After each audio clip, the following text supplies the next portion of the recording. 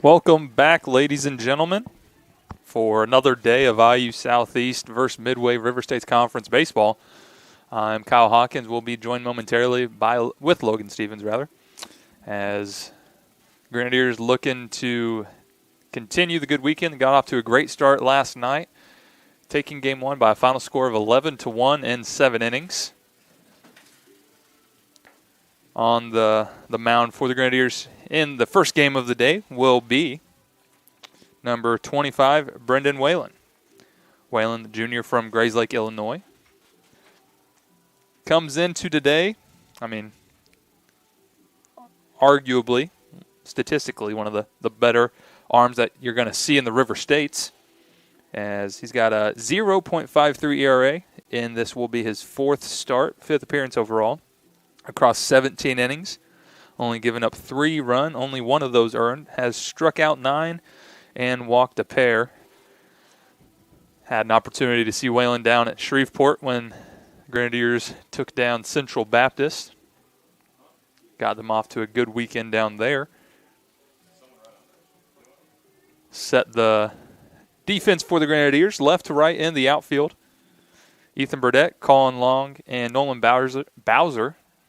And then across the infield, we got Preston Shelton at third, Cole Reynolds at short, Logan Beard at second base, and Hazel Martinez at first. The battery mate with Whalen is Logan Murphy. And for Midway, give you their lineup quickly. Leading off will be Grant Hotchkiss, followed by Eli Glasscock and Barrett McGill, same top 3 as they had in game 1 of the series. It'll be Aiden Chandra, DJ Moraine, Shane Taylor, followed by Marlon Torres, Scott Kendrick, and Grant Stone to round out the lineup for the Eagles. As the final warm-up pitch and the throw down from Murphy has us ready to go, as Hotchkiss will get into the box and get things going.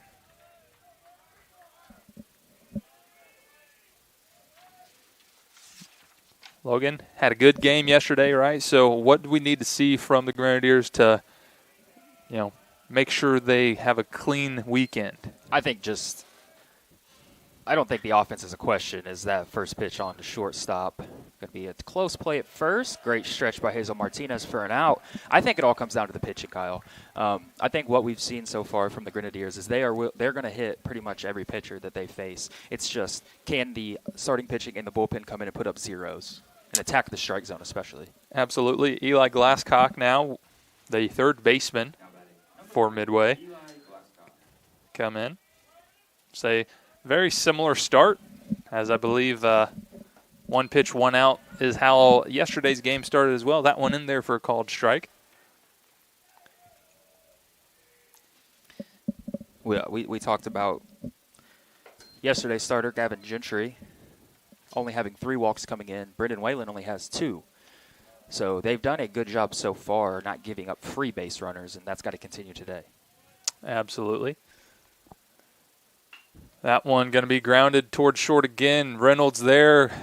Smooth little sideways throw and plenty of time to retire Glasscock. So quickly 2 up and 2 down for the Eagles, and that'll bring up the catcher, number 21, Barrett McGill.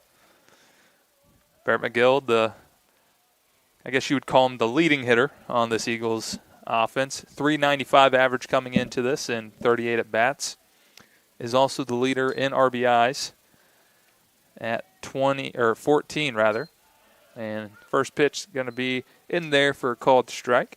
Yeah, pretty much leading in every statistical category, like you said. RBIs, home runs, total bases. Also has drawn the most walks on the team. So you want your best guy to come up in the first inning, and they certainly do here. Yeah, you've seen becoming more common, that's 2-hole maybe being your quote-unquote best hitter, but just being able to get those at-bats in the first inning I think is important, as that one's going to be just thrown out into center for a base hit. So going to add to that average is Barrett McGill, and we'll have a courtesy runner. It's going to be number 2, Cole Malvey. So it looks like Malvey will be the courtesy runner for Midway. I believe he was in that role yesterday before actually entering the game to play second base, if I remember correctly. Yeah, a lot of substitutions towards the end of that game. Hard to keep up with all of them, but that is a name we did mention yesterday for sure. As you said, Aiden Chandra will watch the first pitch high from Whalen. Chandra, the team leader in extra base hits. Spreads them around a little bit. 4 doubles, a triple, and a home run. So that 3-4 combination really done a lot of damage for Midway so far this year.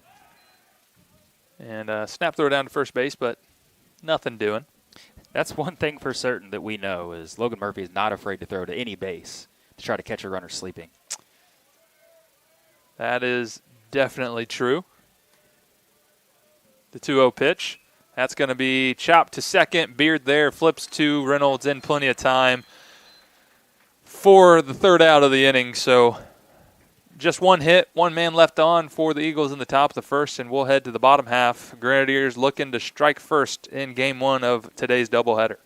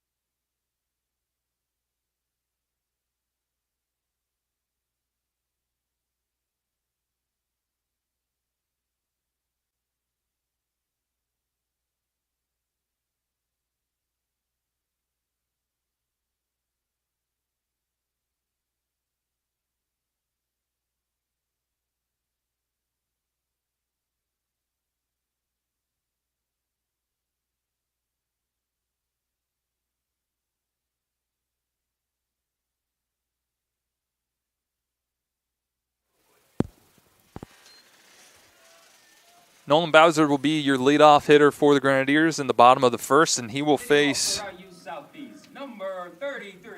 number 48, Tommy Henninger. Henninger, Louisville, Kentucky native from just across the river. He will come in and he'll face Bowser, Burdette, and Beard, 1, 2, and 3 in this Grenadier order.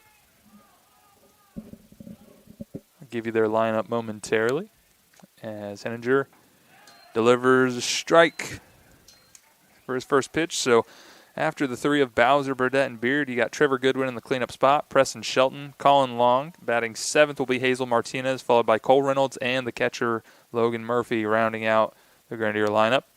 As that one's lofted into shallow right center. Coming on to make the catch is Stone, and he will retire. So very similar to yesterday's game.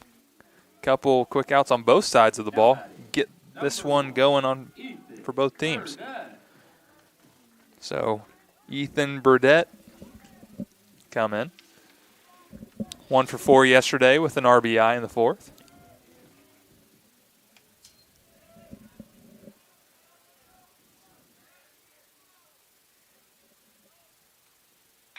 And his first pitch going to be through the left side. So one out base knock for Burdette. And the Grenadiers are off and running. That is live. He's so good. Just pure contact. Yep, and talking about pure contact, that'll bring up Grenadiers' leading hitter, number 24, Logan Beard, coming into today, 4.11 average with 25 RBIs there, Logan. Pretty okay number, I would say. That's a great start to the season for Beard, as that first pitch is going to miss outside. Ethan Burdett is a threat to run.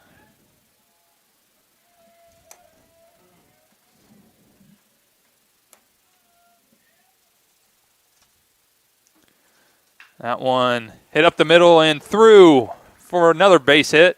Going first to third is Burdett. He'll be in there easily. So runners on the corners with one away for IU Southeast. Here in the bottom of the first brings up the designated hitter in the cleanup spot, number 45, Trevor Goodwin. Now batting, number 45, Trevor Goodwin. Goodwin did not get the nod yesterday, but in here in game one today. Yeah, he had a pinch hitting appearance, if I remember correctly. Believe you are correct in that final seventh inning. Led off the inning with a little excuse me double. A good effort by Kendrick out there in left field yesterday, just unable to come up with it. First pitch swinging is Goodwin, right over the top of it.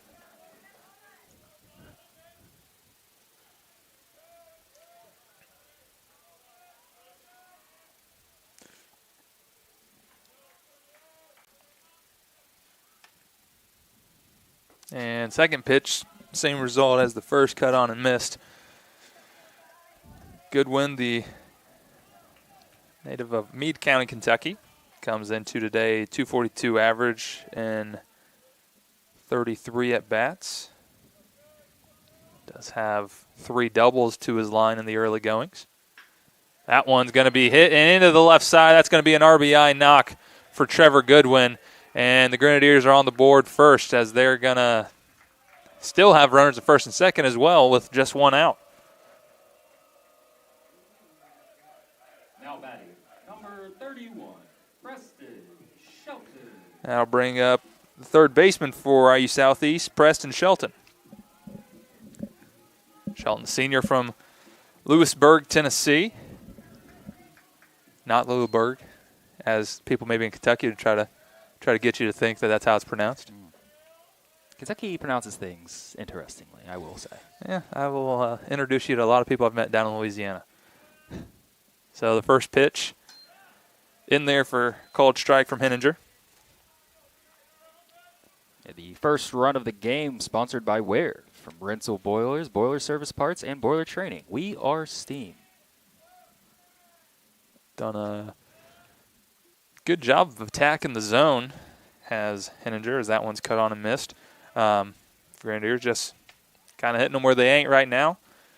3 singles in a row, 2 to the left side, 1 through the right side. So just finding some holes early. See if they can continue attacking and putting the pressure on the Midway right-hander, as that one's going to miss. Makes count 1 and 2.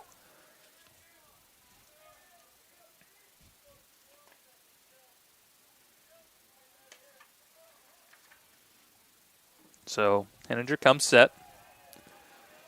Looks to deliver the 1-2 pitch. That one's off the end of the bat a little bit. Squibb towards the second baseman. He'll take the sure out over at first.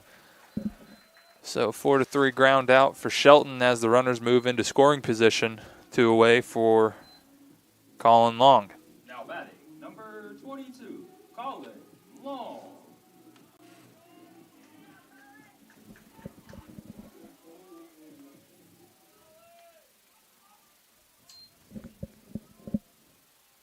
So Beard at third, Goodwin at second.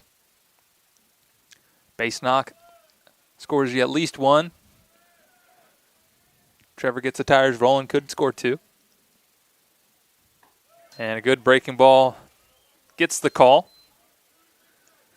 Long couple of RBIs last night. Fielder's choice and a ground out. Yep. Productive at-bats, and that's what it takes. The only at bat did not get an RBI in was the one that I actually recorded the hit. Of So course, 1 for 3, naturally. 2 RBIs. Both those came in his, maybe what some would consider on a box score, his unproductive at bats. But when you really dive into it, obviously I'd say maybe his most productive. But does account for 3 runs yesterday in the 11-1 win.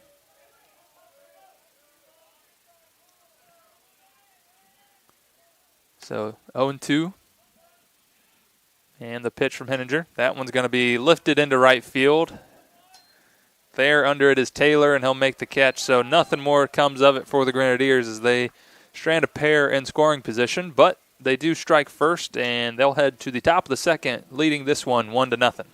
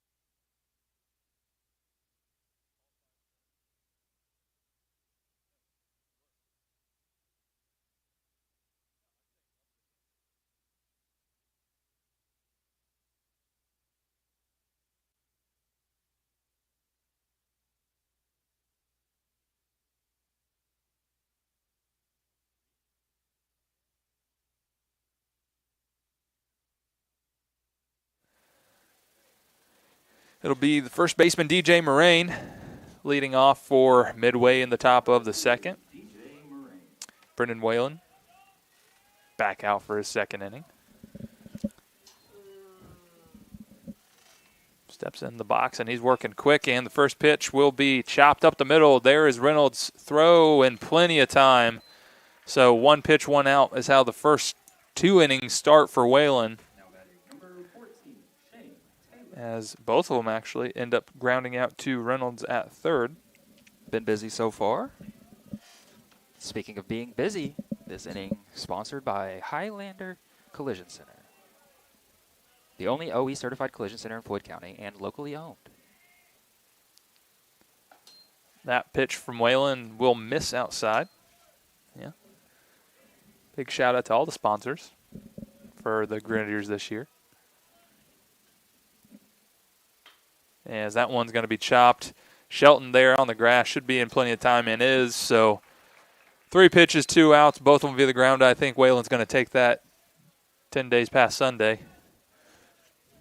As looking for a quick inning again, but that'll bring up the Eagle shortstop, number 16, Marlon Torres.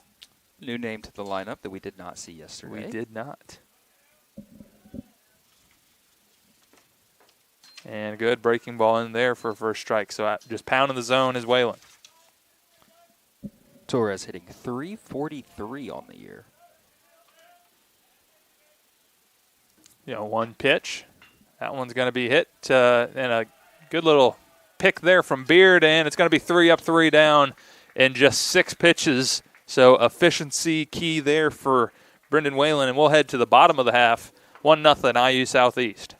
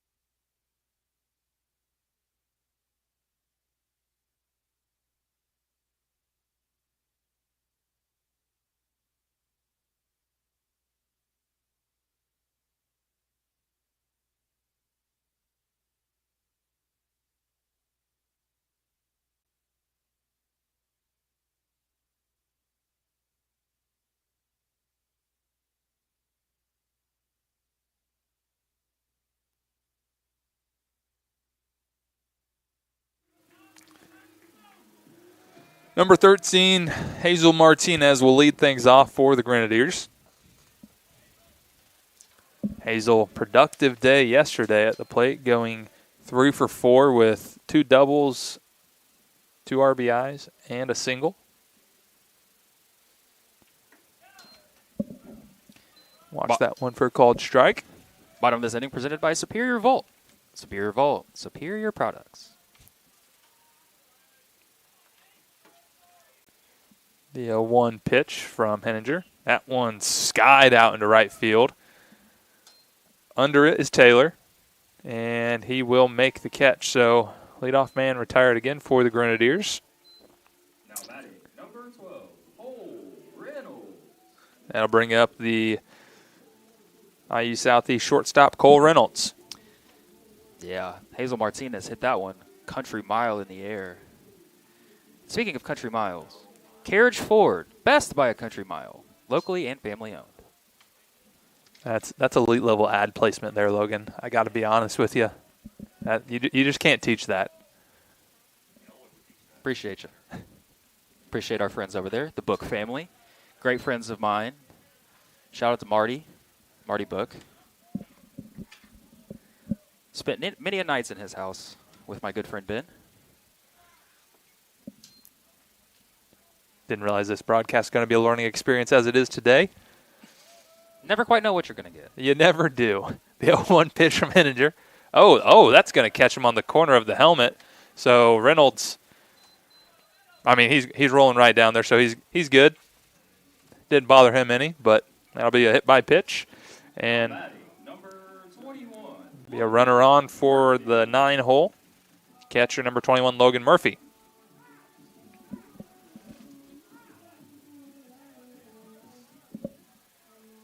Murphy steps in.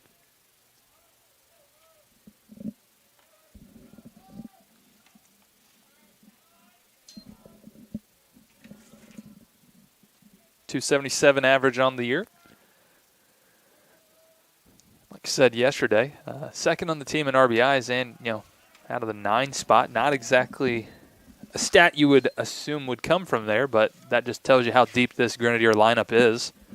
Getting that type of production from the bottom. Yeah. And if you asked him, honestly, he's not even having the start of the season he would like. But like you said, coming through when it matters that's a fair ball down the line. Well, he's going to like that one. Is like you said, down the line, coming around, and they're going to send Reynolds all the way from first, and it's not handled cleanly out there and left by Kendrick. So RBI double out of the 9 spot, add to that RBI total. That's 20 on the year for Logan Murphy, and the Grenadiers lead it 2-0. Running second base, number 2, Jackson Grissom. Now batting, number 33, Nolan Bowser. Turns the lineup back over to the top for Nolan Bowser. Jackson Grissom will take over the running duties for the catcher at second base. May have helped if I updated the score bug in the first inning, but it is 2-0. Can't be perfect all the time. Nope, that's a tough one. That one's on me. Got to be better. And Bowser, first pitch right to it. That's got a chance to be another RBI. They're sending Grissom. Grissom will be in plenty of time. Throw not even coming home. So just like that, 2 runs across for the Grenadiers, and it's 3-0 in the bottom of the second. Now batting, number 1, Ethan Burdett. That'll bring up the left fielder for IU Southeast, Ethan Burdett. So back-to-back RBI knocks. The double by Murphy, followed by the single from Bowser, and we're going to have a brief little conversation at the mound.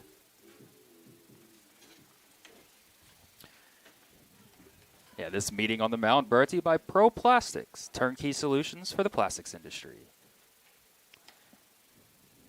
And also our good friends at Covered Bridge Golf Club, proud sponsor of IU Southeast Golf and athletics as a whole. It's funny. Not often do you see a guy pinch run who's listed as a pitcher.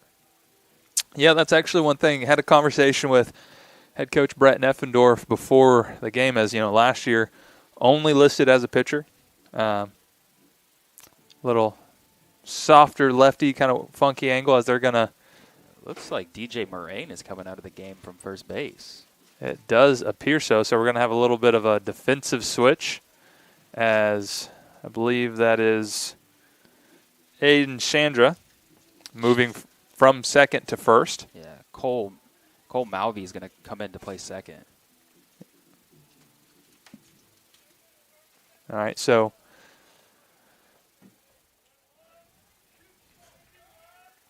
number 2, you say Cole Malvey, right? Yep, Cole Malvey enters the game in the place of number 40, DJ Moraine, and he will move to second base as the second baseman, Chandra, will take over the duties at first. So a little bit of a defensive shuffle for Midway.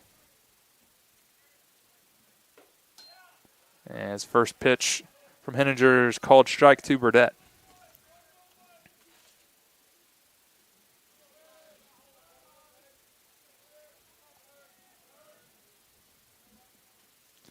So a lot coming out of that pitching change there, Logan. And the throw down from McGill, not in time. Yeah, getting looked at by the trainers down there. Not something you ever like to see. I hope he's all right. Had a quick chat with head coach Luther Bramblett before the game as well. Unable to avoid the injury bug in the early goings, as that one's going to be through the right side. Off was Bowser on the pitch, so a little hit and run executed perfectly there by Burdett. Puts runners on the corners. He's so good at that.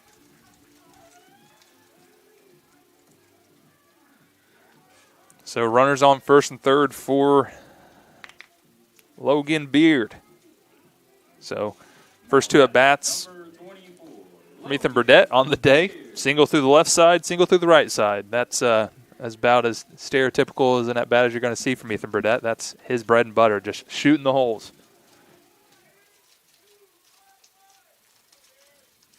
Now, a prime RBI opportunity for the guy who leads the conference in RBIs coming into this series. Henninger, some set. Off goes Burdett on the pitch. Squared to bunt, pulled back, so that'll be a stolen base for Ethan Burdett. Second on the season for him. Runners on second and third now for the Grenadiers. So 2 guys in scoring position, just 1 away still in the bottom of the second. That breaking ball, little gracious call there from Roger behind the plate. We saw that a lot from Barrett McGill last night, though, stealing that outside part of the zone. Yeah, but, and to button up the point I was getting at a minute ago is that one skied. No one can see it, or the catcher can't see it, but it'll be on the infield. And, so Chandra able to make the play as him and Henninger share a little hug there. His pitcher got a little overzealous trying to make the play. As much as anybody would like to say pitchers are athletes, I think being part of that group, you stay away from the plays in the field as often as you can. And that one, the first baseman, Chandra, was under it pretty much the entire time, so just drifted into him. Saw that a little bit last night from the Grenadiers. Not quite on a play like that, but he out-recorded, and nobody is worse for wear. That one outside to Trevor Goodwin. But yeah, head coach Luther Bramblett, just said, unable to avoid the injury bug early on. And, you hate to see someone have to leave the game as Moraine has, and you hope that things can just kind of start going in the right direction on the health front for the Eagles. As definitely a contender in the River States. Is that one going to be skied into – it's going to drift into shallow outfield, and there to make the catch is Torres.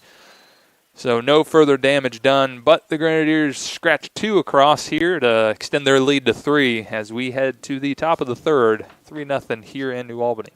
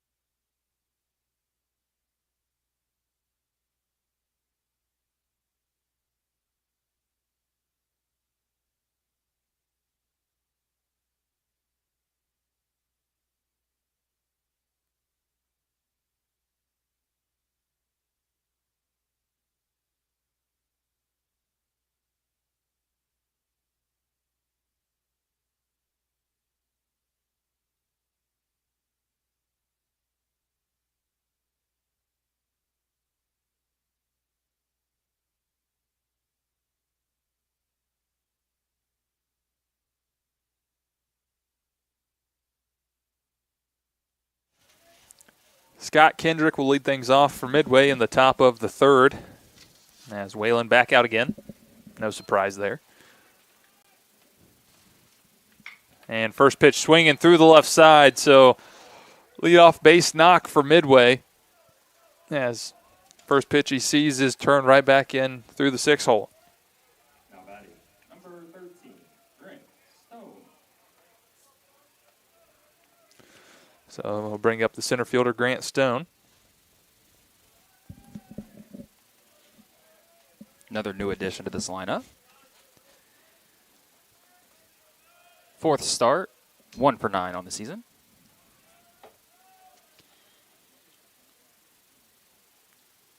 And he's hacking at the first one he sees. Good play by someone on the railing in the Grenadier dugout. Walked in as always down there.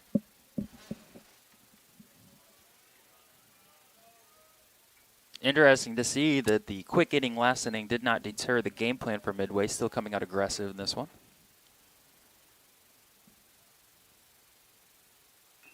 Oh, and a half-hearted swing going to be fouled off. So quickly 0-2 to the Eagles center fielder.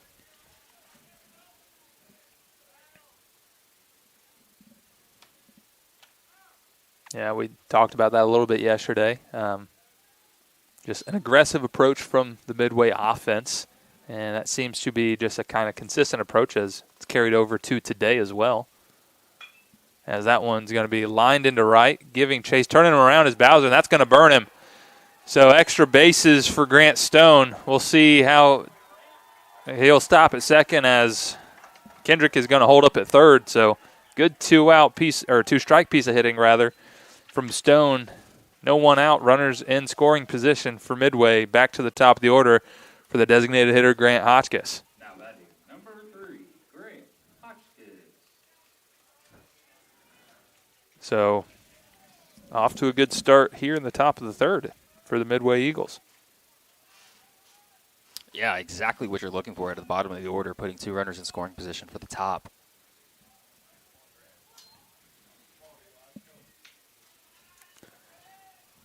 Hotchkiss steps in.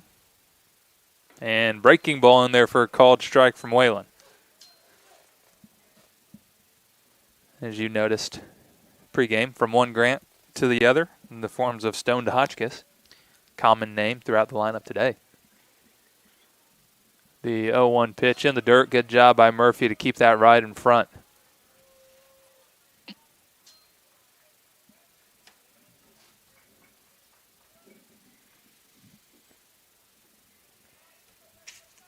Not a situation Whalen has found him in much this year. With that sparkly ERA, with 2 runners in scoring position, that one catches the outside. This is a big golden opportunity for the Eagles down there. Yeah, Hotchkiss coming in, 310 hitter, does have 9 RBIs, trying to add to that total, get to that double-digit mark. Hotchkiss been a staple of the Eagles' order last few years. But he's going to go down on strikes, as that's going to be a good, strong fastball in the outer half. We'll retire the designated hitter for Midway and bring up their third baseman, Eli Glasscock.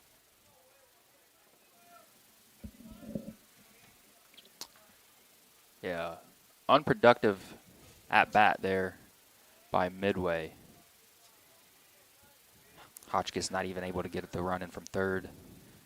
Yeah, you don't love it from, going down on strikes for the first out of the inning with runners in scoring position, like you said. Yeah, I mean, this early, even a ground ball, they're going to give you the run. So not being able to put the ball in play, massive there for Whalen.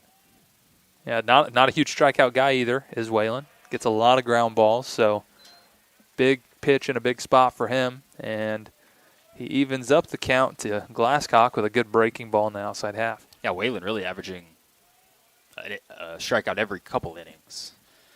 So, big-time pitching there. As that one challenge fastball, going to be fouled out of play. One thing he does do very well, though, is getting ahead in counts. Not a lot of waste pitches with him.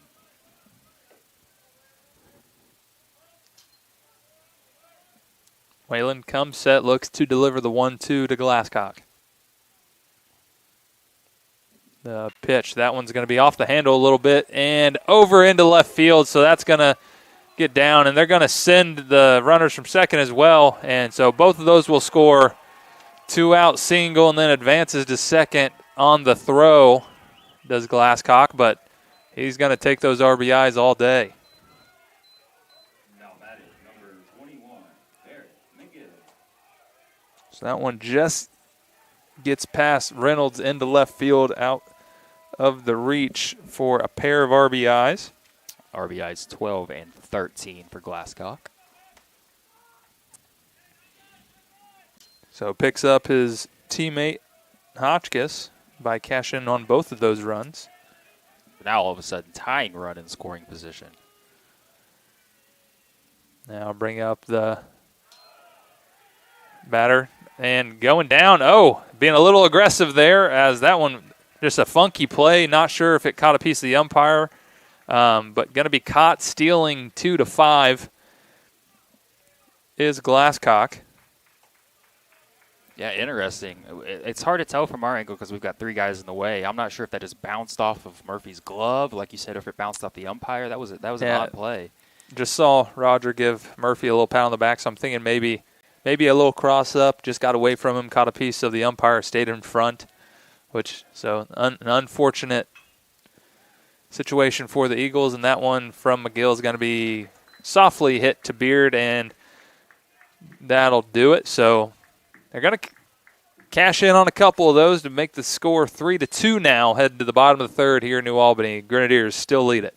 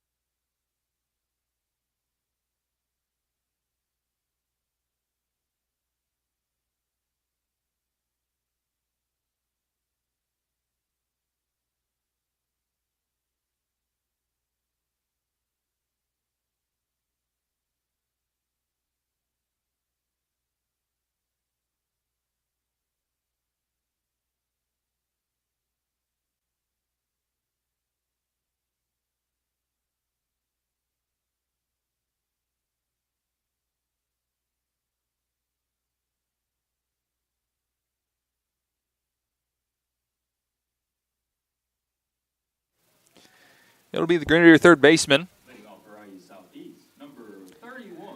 leading off the third, Preston Shelton.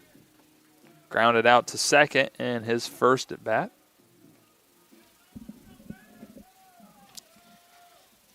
Tommy Henninger back out.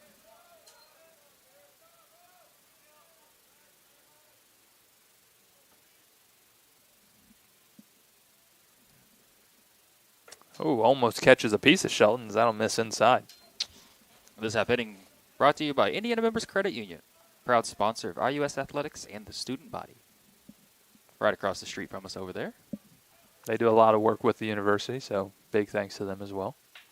That one kind of off the handle a little bit, but should be good enough, and Torres gets there, but unable to get a throw off as that was just really deep in the hole. So leadoff base knock for Shelton as the Grenadiers looking to scratch those runs right back after giving up a couple in the top half. It'll be the center fielder Colin Long.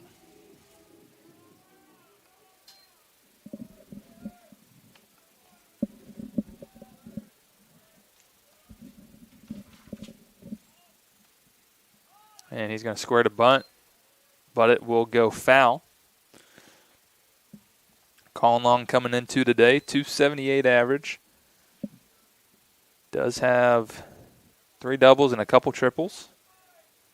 And 13 RBIs in his own. Yeah, very versatile player. You can put him in a corner, you can put him in the center, you can hit him at the top of the lineup, bottom of the lineup. Really doesn't matter. He's going to fit the needs of IU Southeast. Really, wherever you need him. Absolutely. Off goes Shelton, hit and run.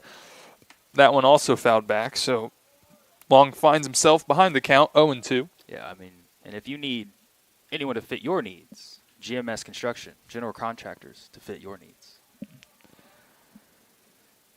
Absolute elite. Colin Long awaits the 0-2 pitch from Henninger. And we'll see a throw over, but back in plenty of time.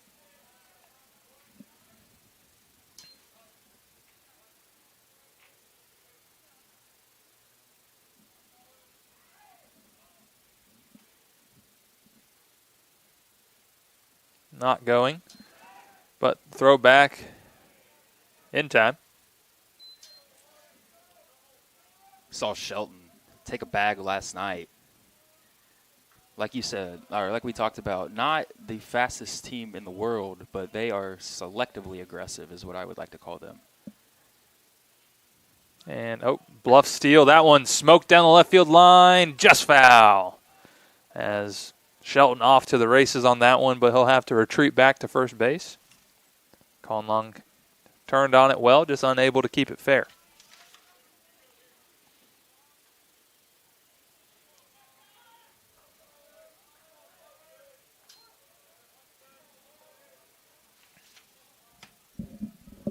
We'll have another 1-2 pitch from Henninger.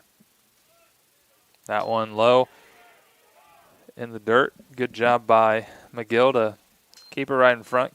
I think right under him, but Shelton didn't get the best read, as I probably would have gone on that regardless with the proximity. It was to McGill. So count goes to 2-2. As Henninger will use his one disengagement.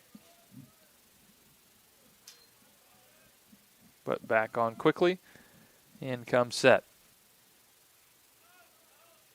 Cut on and missed. Good breaking ball there from Henninger. Will get Long down on strikes. That'll bring up the first baseman, number 13, Hazel Martinez.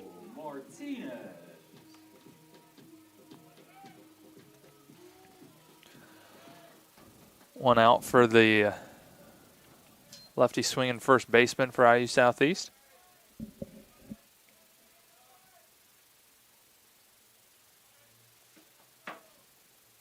Came through big last night. Hit and run. Off was Shelton, but that one also fouled back. So he's going to get his cardio over there today. Yeah. Getting all the steps in. Unfortunately, probably not wearing his watch to be able to record those, Be a good day on your Apple Watch. Henninger comes set.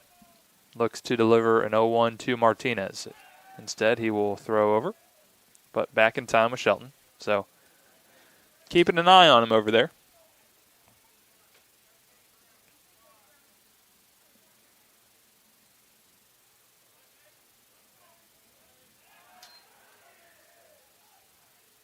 Another one. Really keeping an eye out over there.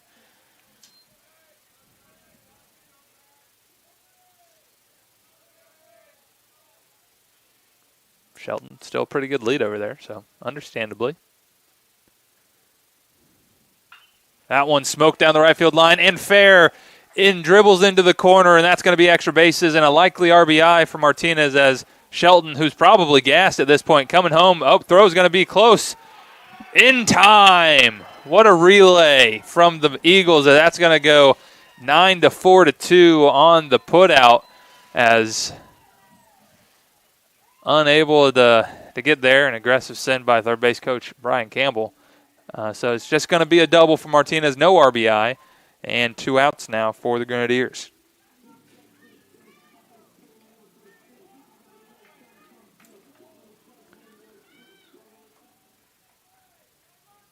That'll bring up the shortstop, Cole Reynolds. Now batting, number 12, Cole Reynolds.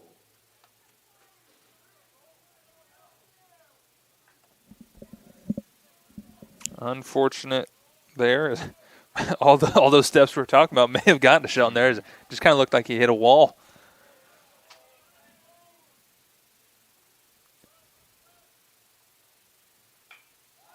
First pitch lifted into foul territory and going to get out of play as Chandra gave chase but ran out of room.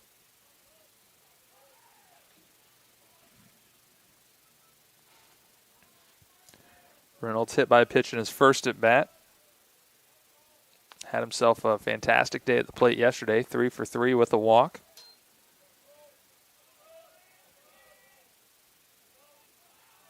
Looking for his first hit today.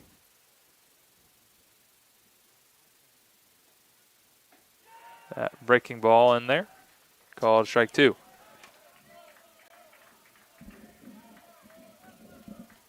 And if they get Reynolds here, that Midway dugout is going to absolutely explode. Yeah, great, like I said, great relay. Right fielder, second baseman into the catcher to cut down a run. And that's going to be a swing and a miss. So Henninger is fired up coming off the dugout as the dugout greets him at the line. And we'll head to the bottom, or top of the fourth, rather. This one 3-2 still here in New Albany.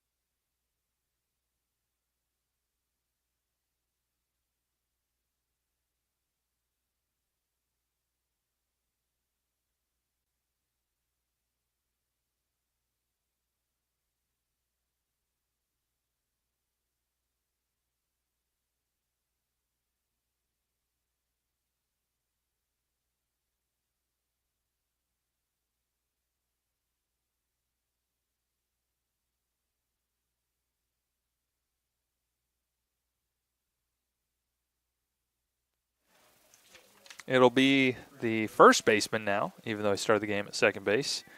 Number 10, Aiden Chandra. Number 10, Aiden Chandra.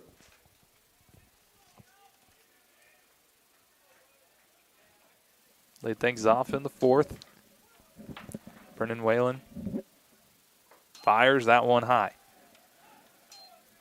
This half inning brought to you by Whitaker Pool and Spa. Your dream backyard starts here, as well as Whitaker Sports Turf, excellence in every field. Shout out to the Whitakers. Breaking ball. That'll miss inside. 2-0. Feeling the vibes shifting greatly on the field right now. Midway, a lot of energy down there. That one in there. Get me over fastball. 2-1. Yeah, I can. We're a little bit insulated up here as we have the windows closed in the press box, but definitely can hear the Midway dugout as the energy has increased. That one, big hack, swing and a miss by Chandra.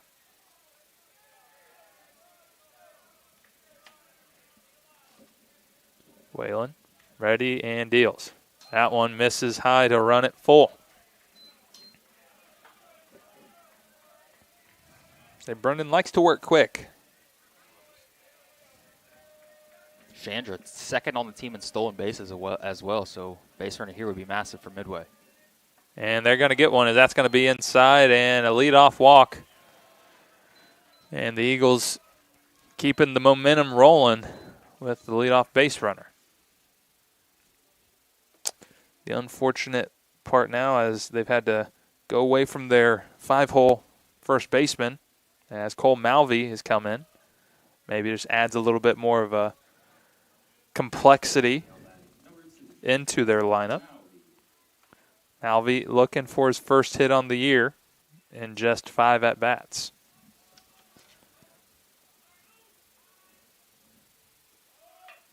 And that's going to bunt. Going to go all the way down to Martinez at first, so that'll be a 3 unassisted sacrifice. So Malvey does his job, gets the runner into scoring position. But 1 away now for the right fielder, number 14, Shane Taylor.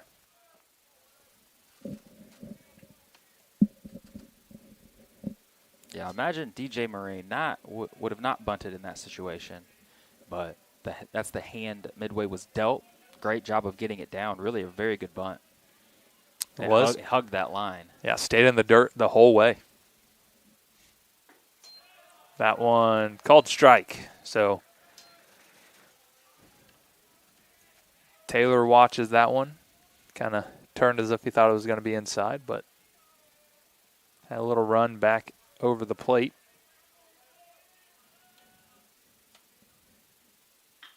That one going to be lofted into left field. Burdette there makes the catch. And 2 quick outs after the sacrifice bunt, and then the lazy fly out to left. Bring up the shortstop, number 16, Marlon Torres, trying to cash in on the runner in scoring position.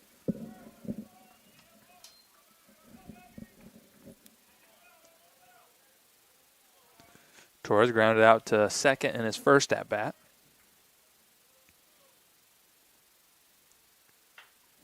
That one going to be fouled out of play. So Whalen coming right back into the zone, attacking. Torres hitting .343 coming into today. Across 36 at-bats. So not in the lineup yesterday, but back into it today. As this one, breaking ball going to be hitting to center, right at Colin Long, and he's going to make the catch. So good job from Whalen to work around the leadoff walk and strands the runner in scoring position, and we'll head to the bottom half. Score remains 3-2 Grenadiers.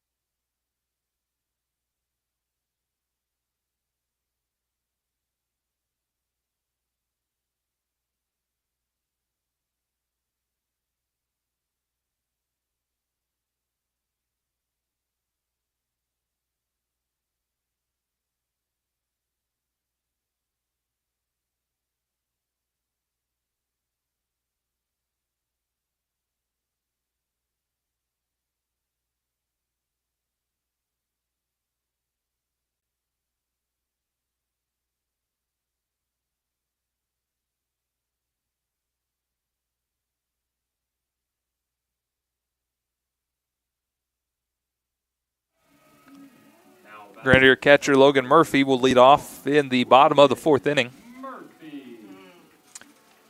Henninger still out there. Done a really good job after those first couple innings. Bounced back, got some help from his defense in the bottom of the 3rd. We'll see if he can ride the momentum that the Eagles have created. Try to get his guys back in the dugout, but the Grenadiers have other thoughts. First pitch breaking ball will be in there to a in there for a called strike to Logan Murphy. Easy for you to say. Unfortunately, it was not. And the 0-1 pitch.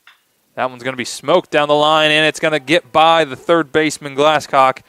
And rounding first, and going to put on a hard stop. So a great aggressive round there by Murphy. And a good job there from Kendrick to get it in quickly. That'll hold the catcher to a single. Jackson Grissom will come in to run for him as a courtesy runner. And turns the lineup back over to the top for Nolan Bowser. Now batting, number 33, Nolan Bowser.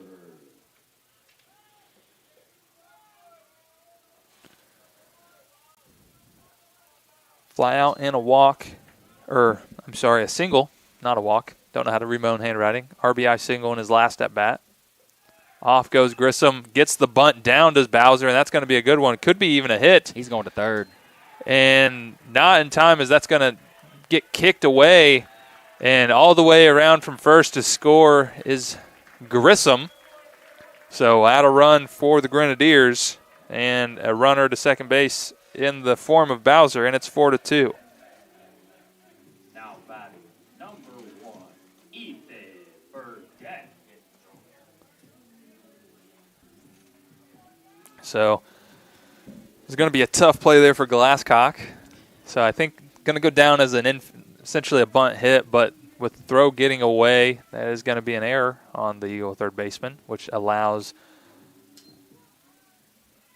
the runner to score and Bowser to move to second. But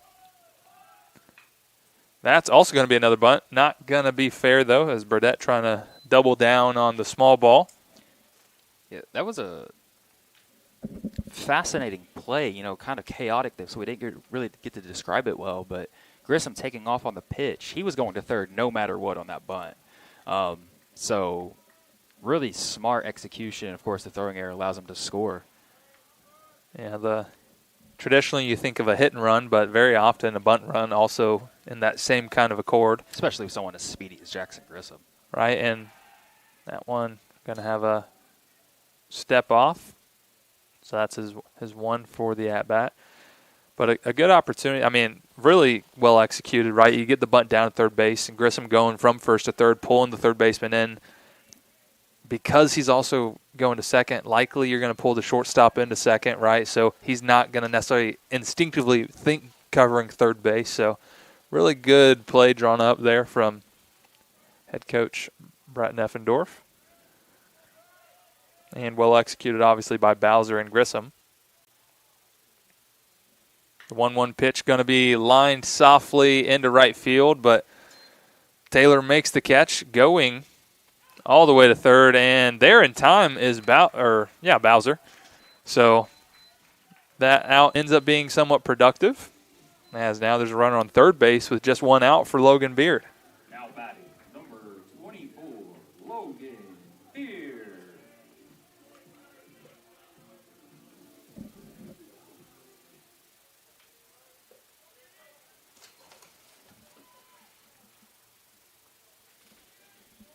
So Beard steps in. Couple singles in his first two at-bats. Would love another one here and add to his RBI total. That breaking ball off the plate for ball one.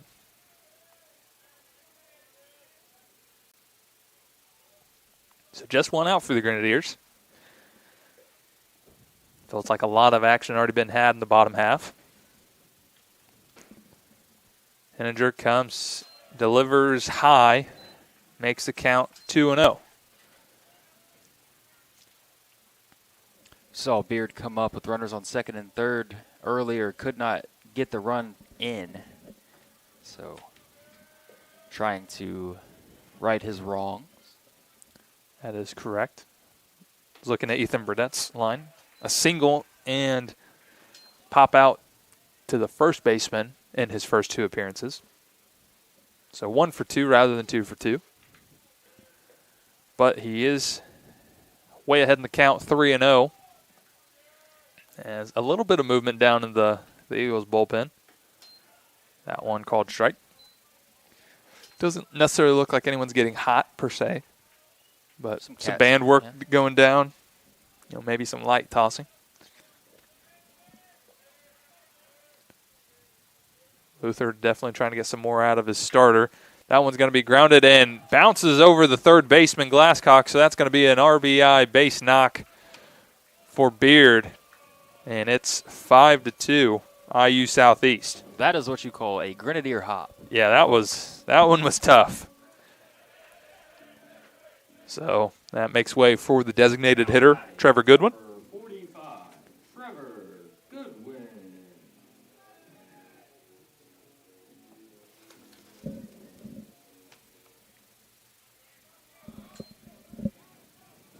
So Bowser comes across to score, makes it a 5-2 ball game. And that's as beneficial of as a hop as you'll find. Yeah, because you go back and watch that play. The third baseman, Glasscock, was right in front of the ball, didn't try to olay it, didn't try to sidestep No, it. He just was right in front of it. It just bounced directly over his head. That one inside, 1-1. A clean stolen base from Logan Beard as well.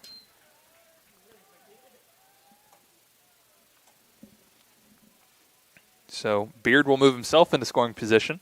Yeah, great pitch to run on, one that bounced in the dirt. Was looking down to right, didn't even see it.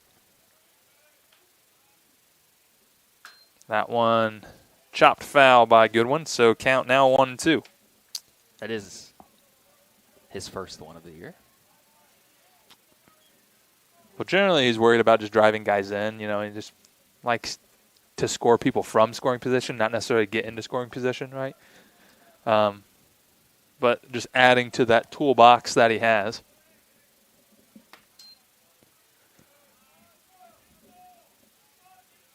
The 1-2 pitch to Goodwin. That one off the end of the bat, going to be up the middle, but going to be there and throw in time. Good play there by Malvey, as just not enough juice to get out of the infield. Gets there just beyond the second base bag, and a strong throw gets Goodwin in time for the second out. As Now batting, number 31, Preston Shelton. interestingly enough there, Logan, even though that was behind him on the right side of the bag, Beard stayed at second.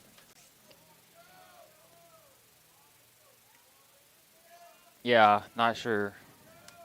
I mean, that ball was probably pretty hard to read. And he turned around and saw the defender right behind him. He's like, yeah, I'm just going to go back to second base. Which, probably a pretty smart move there, right?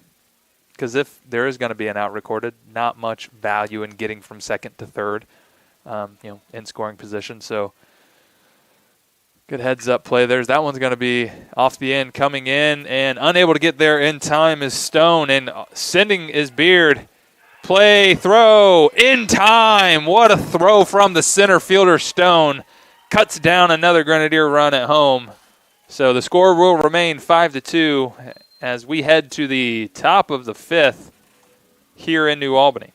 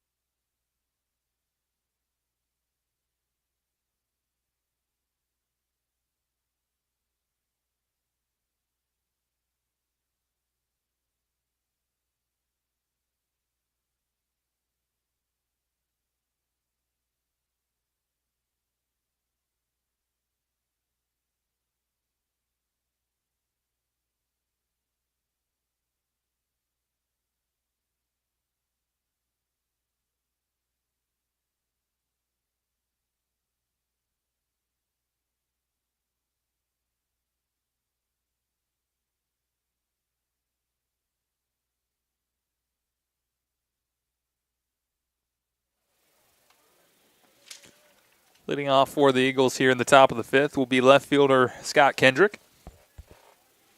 1 for 1. Had a leadoff single through the left side in the third inning, as he'll face Brendan Whalen for the second time.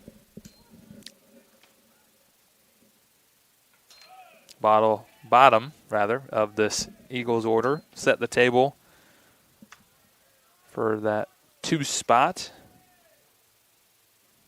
in the third. That one misses just inside, count 2-0 to the Midway left fielder. Yeah, you look at it. You look up the scoreboard, it's 5-2, but 2 runs taken off the board by the Midway defense. It's keeping them in it. Yeah, not exactly a commonplace multiple outfield assist day.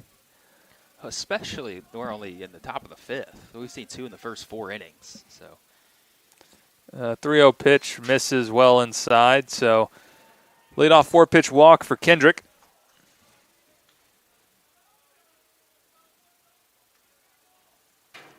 And that'll bring up Grant Stone. Now batting number 13, Grant Stone. Doubled to right in his first at-bat.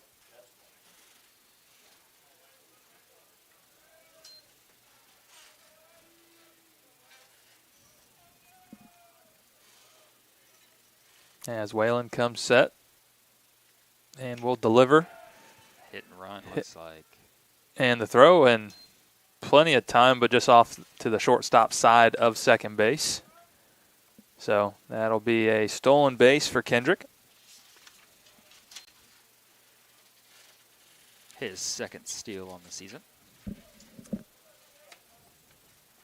As the hit and run attempt does put Grant Stone behind the count, 0-1. And he is not going to be ready. Going to say it's a strike.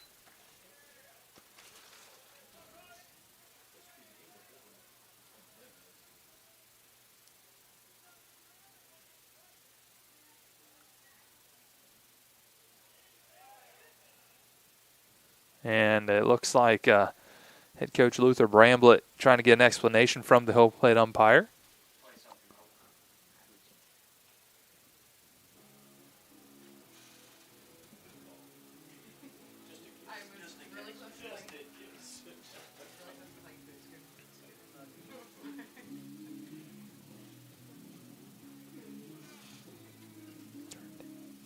So, conversation appears to be finishing. The first part that I heard, Logan, at the beginning was, home plate umpire saying it doesn't matter if he's on the rubber, which is accurate, right? The pitch clock starts once the pitcher gets the ball in the dirt circle, not necessarily on the rubber. So it'll be no balls and 2 strikes now to the center fielder Stone. That one lifted into shallow center field. Going to be a tough play. Long coming in and gets there actually in plenty of time. That really hung up there. It did. He got a great read on it as well. So F8 for Stone for the first out of the inning here in the fifth. And that turns the lineup over to the designated hitter, Grant Hotchkiss.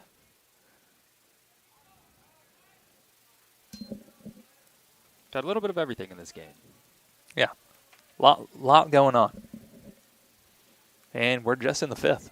So buckle in for the full day of baseball, as Hotchkiss going to try to lay down a bunt, but does not get it down, fouls it off the back of the screen.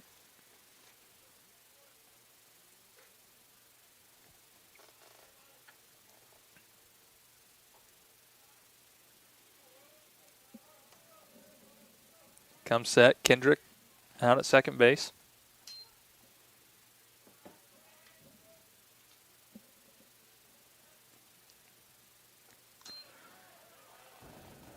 To be a change up there. Good job by Murphy keeping it in front. Count now 1-1 to the Midway DH.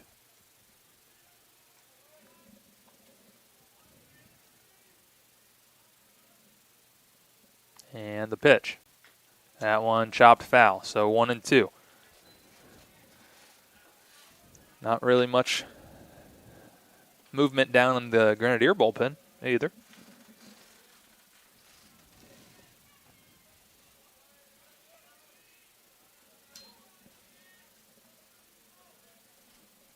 Whalen comes set. Long hold. And deals. Chop to Reynolds at short. There, strong throw. Barely in time.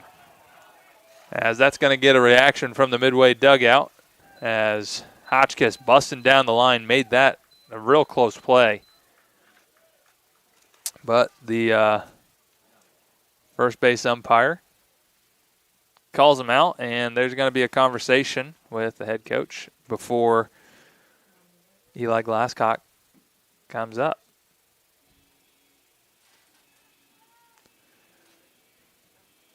Logan, I'm not quite sure. I don't have the script, but I think that punch-out call was sponsored by somebody.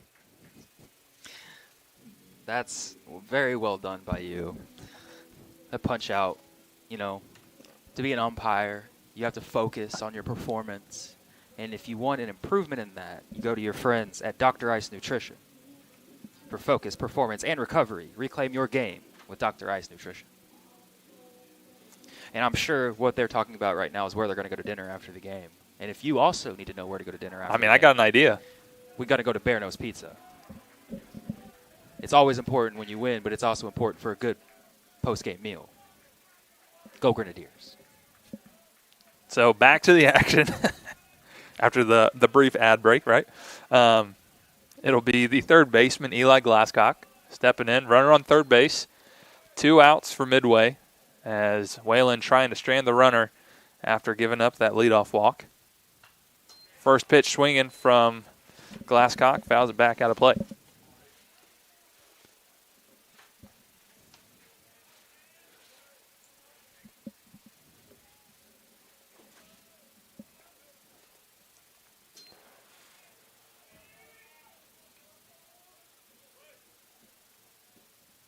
Whalen delivers that one. Ooh, just misses. Must have been a little bit low.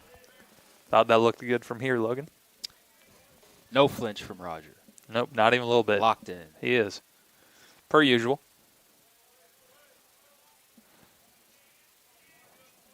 Whalen looks to deliver the 1-1 to Glasscock. That one low and inside, 2-1.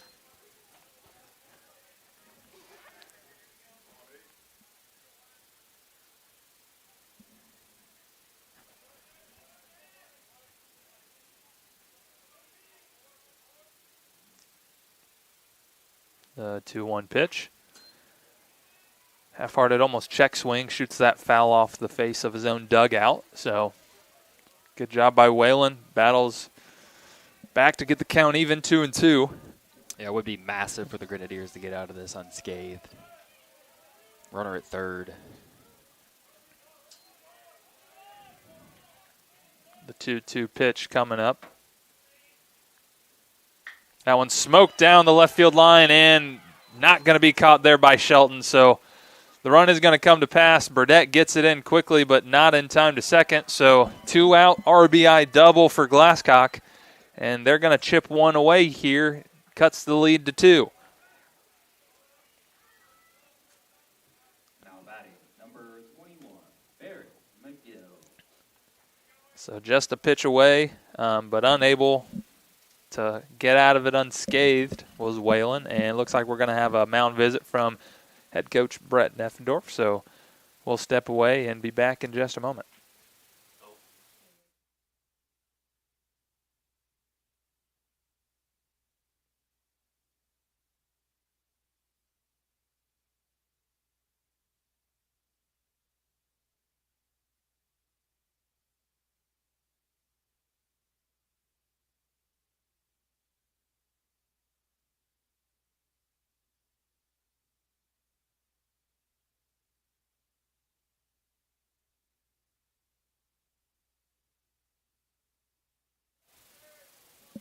So after the words of wisdom by the Grenadier skipper, it'll be Barrett McGill trying to keep things going here in the top of the 5th for Midway. Still no action down in the Grenadier bullpen, so maybe just a little bit of a strategy, some type of just mechanical bit, or even just some encouragement from the Grenadier manager. The 0-1 to McGill. He's going to get the outside corner, 0-2.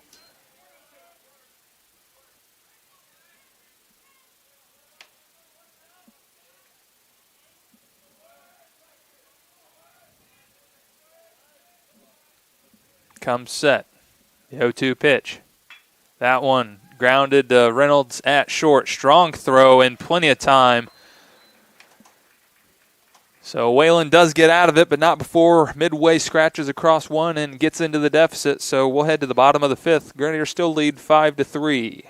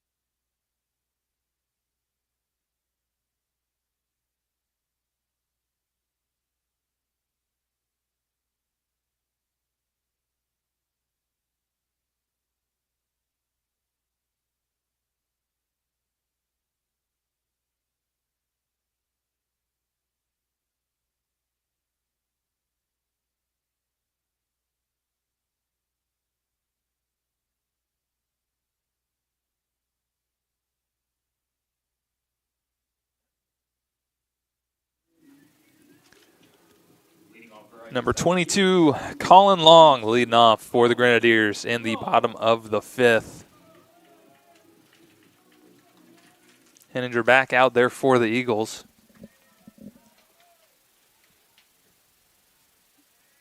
Does appear to be still a little bit of movement down there in the Midway bullpen. There's a light pole in the way, so we don't have a clear view. But nothing too directly, getting loose necessarily. So Henninger still being relied upon by the Midway skipper. First game of a doubleheader. Don't want to burn a ton of arms. As that one breaking ball going to be lifted into shallow center field. Coming on and unable to get there was Stone. So a leadoff base knock for Colin Long. And that's definitely a guy you'd like to have on the bases to lead things off, as he has some plus speed out there. And now you got a power threat coming up with the first baseman, Hazel Martinez.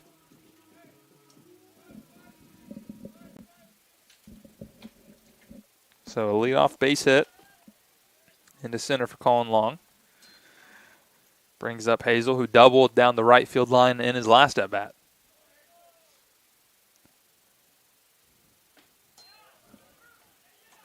He'll watch that one at the knees for strike one.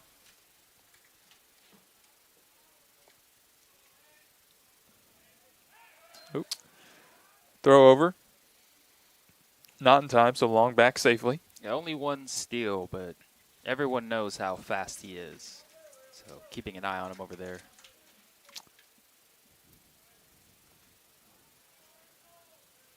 Does have, I believe, 3 triples already on the year, so it's not like he's had a lot of opportunities to steal some bags, Got 5 extra base hits. That one, after being fouled away, makes the count 0-2. So Martinez looking to find a way to at least advance a runner, be productive with still nobody out. Throw back over, not in time.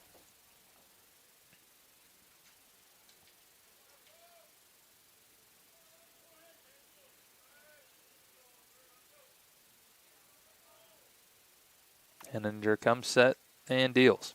That one outside, not going to get the call. As Miguel tried his best to bring that one back in, but Rogers are not fooled on that one. Eagle eye. So we'll have a 1-2 pitch upcoming. Cut on and miss. Good off-speed pitch there from Henninger. Gets Martinez down on strikes. So it's the first out of the inning.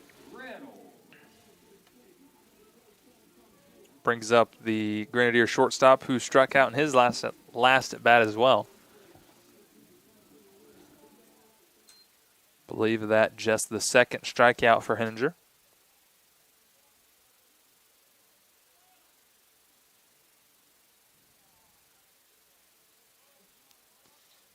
Not quite sure what was going on.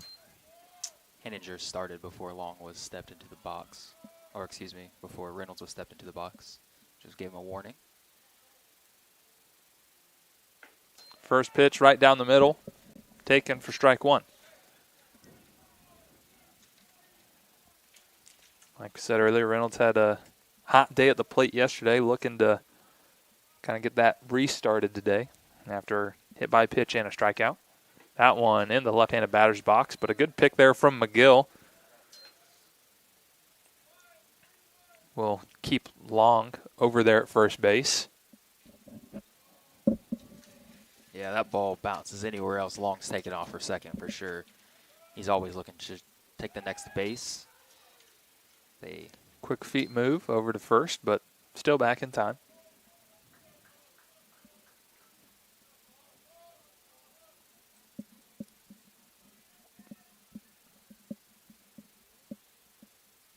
One pitch off goes Long. Hit and run in effect, unfortunately. Go straight into a double play.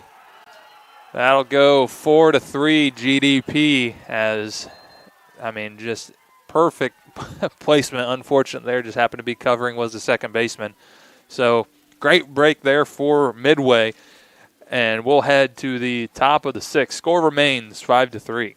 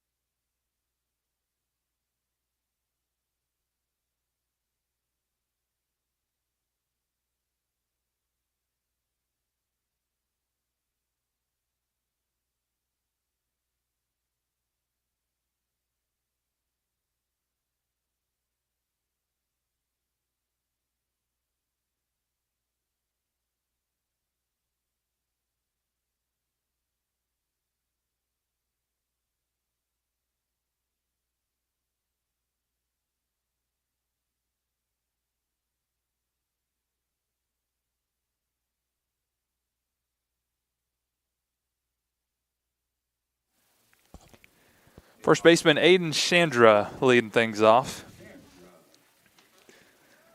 Midway continues to keep things close by some good defense. And just chipping away. That one fouled out of play.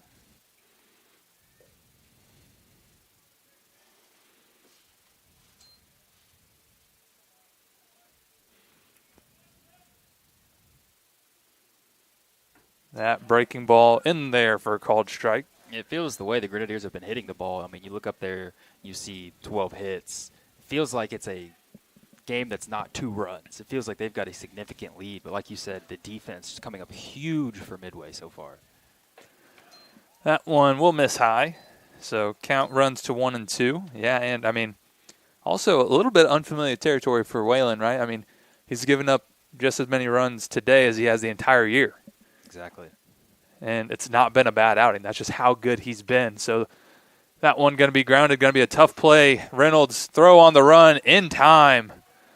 Great play there from the Grenadier shortstop to kind of come in, cut it off in the 6 hole and throw on the run.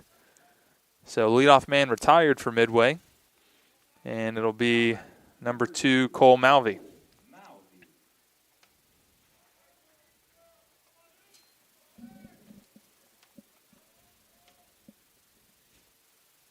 Malvey sacrificed bunt in his last at-bat. Ooh, going to be just a little bit low for ball 1. Not too often do you hear ball. I heard that was a call. very emphatic ball call. That one going to be chopped. Shelton at third, throwing plenty of time. So 2 quick outs for Whalen. Has a pair of ground outs for the 4 and 5 hitters in the Eagles lineup. Right fielder Shane Taylor will step in for the 3rd time. Ground out to third, fly out to left in his 2 appearances today. Oh, and that one's going to be chopped down the line, and it's going to be foul. So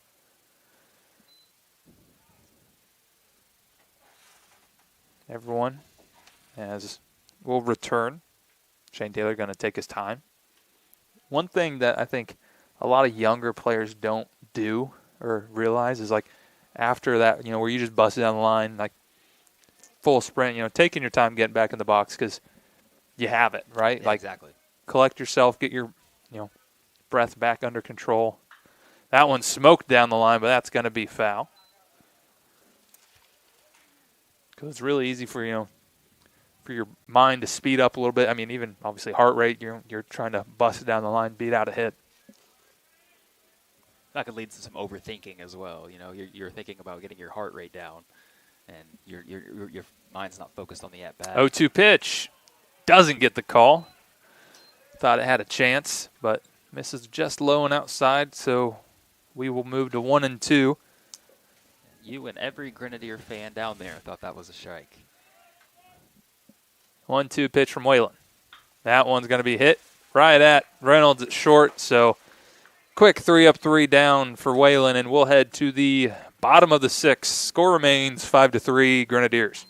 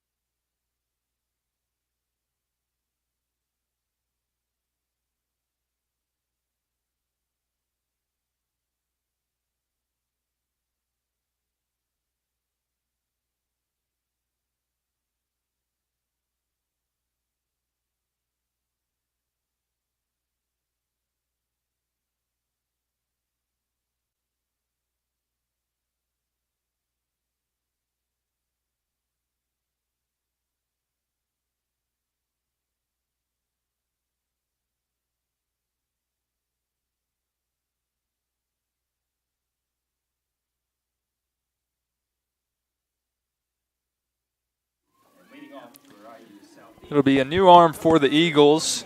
Reigning pitcher of the week in the River States Conference, number 32, Jackson Lee.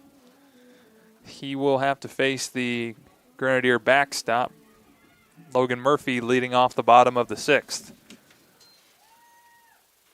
Lee comes into today with a 3.31 ERA across. This will be his 6th appearance. That one fouled right back here, ready for it though. Yeah, that one would have actually came in here. That bounced right off the plexiglass in front of us. Lee, 16 in the 3rd.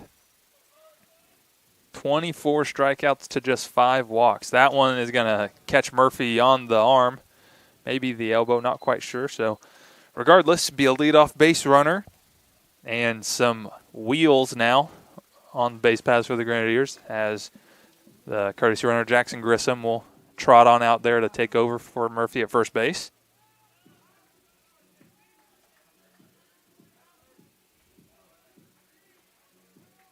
Now batting, number 33, Nolan Bowser. So back to the top of the order for IU Southeast. Right fielder Nolan Bowser.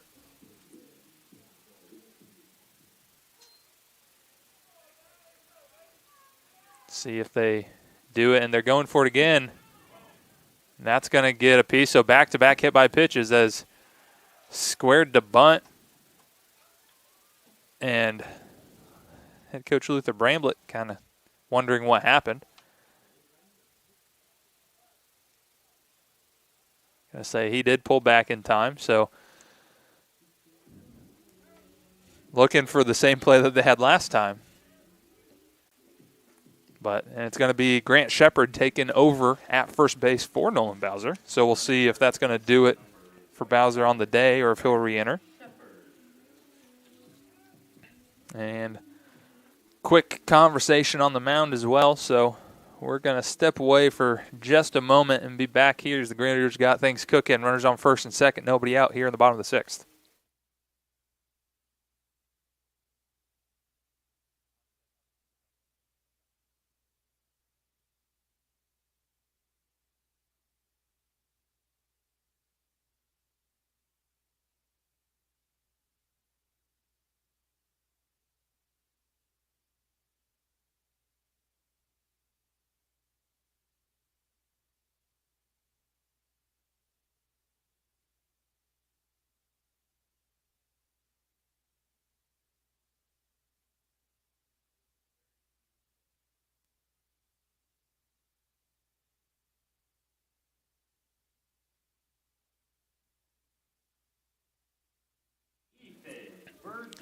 Conversation over. See if the assistant coach for Midway can settle down the right-hander. As, like I said before the break, runners on first and second. Ethan Burdett up now. No outs, squaring to bunt, and is going to get it down. Will it be fair? No, just foul.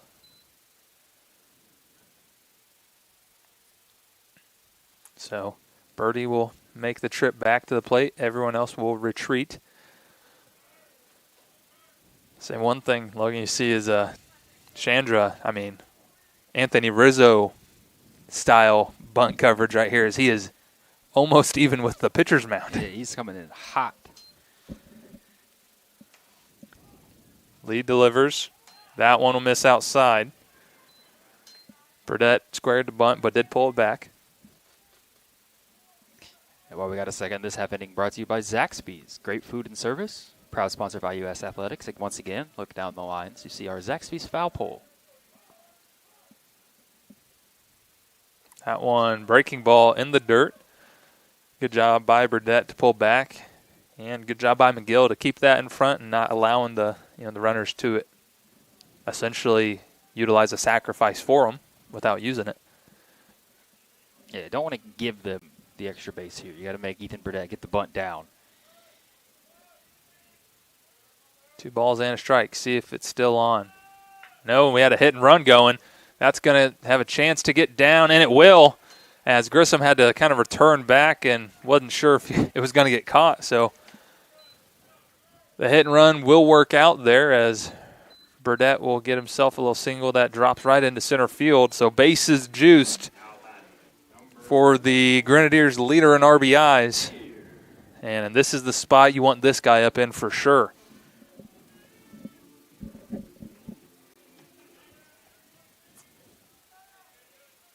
Yeah, a guy that's come through more times than he hasn't so far this year. A little bit of a quiet day so far today, but has a chance to make some noise here. That one, breaking ball, gets the call in the outside corner for a strike. Grenadiers unable to really cash in on some of those big innings that they could have had, but they're building up to one here as nobody out, bases loaded. Counts 1-1 to Logan Beard. This at-bat brought to you by Eckert Supply, supplying superior service to contractors since 1962. Beard trying to supply some runs here. That's going to be out to right. Is it deep enough to score one run at least? It should be, as the throw will come in, and that's going to be a sacrifice fly for Logan Beard.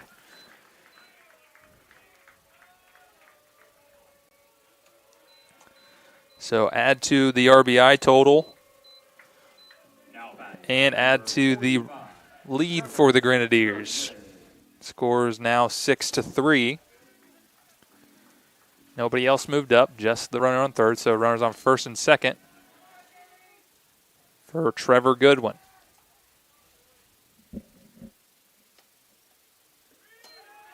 That one in the dirt, going to be a wild pitch, allow everyone to move into scoring position. So not the best of starts for Jackson Lee.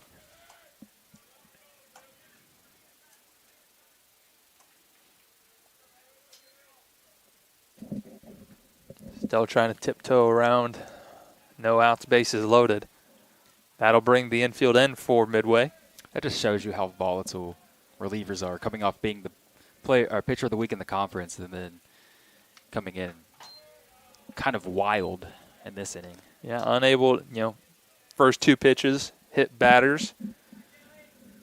Then you get into a deep count with Burdett, drops a single in there. Able to retire Beard, but not for a run score, so we'll see if he can settle in. That one misses outside 3-0. So, per usual, professional bat from Trevor Goodwin as he finds himself way ahead here. Is some movement down in the Grenadier bullpen. That one, get me over.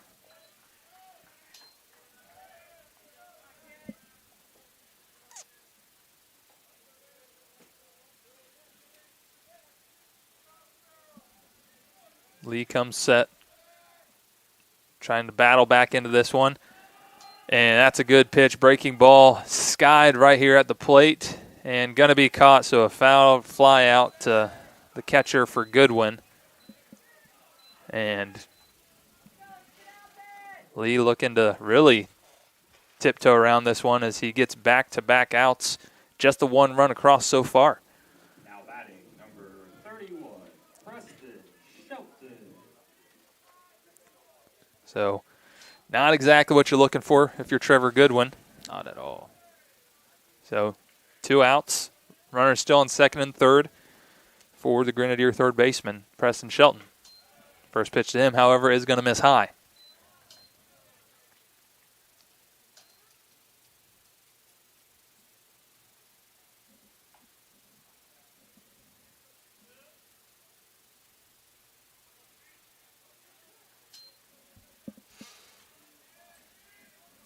Lee comes set, delivers the 1-0 pitch. Breaking ball. Ooh, gets a call. That was a little hard slider. Good job by McGill to steal that one. Evens things up at 1-1. But Shelton stays in there ready to roll. That one's going to miss just low.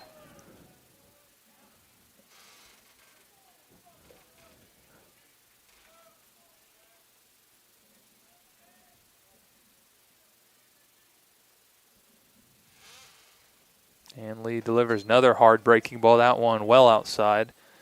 3-1.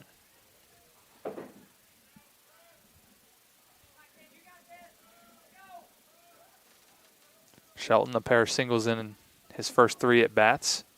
Would love another. That breaking ball is going to miss low. So he's going to work a walk. And the base is loaded again for IU Southeast for Colin Long. Now batting, number 22, Colin Long. Big, big, big at-bat right here. Jackson Lee trying to do his best Houdini out there. Very much so. That breaking ball is going to miss low, though.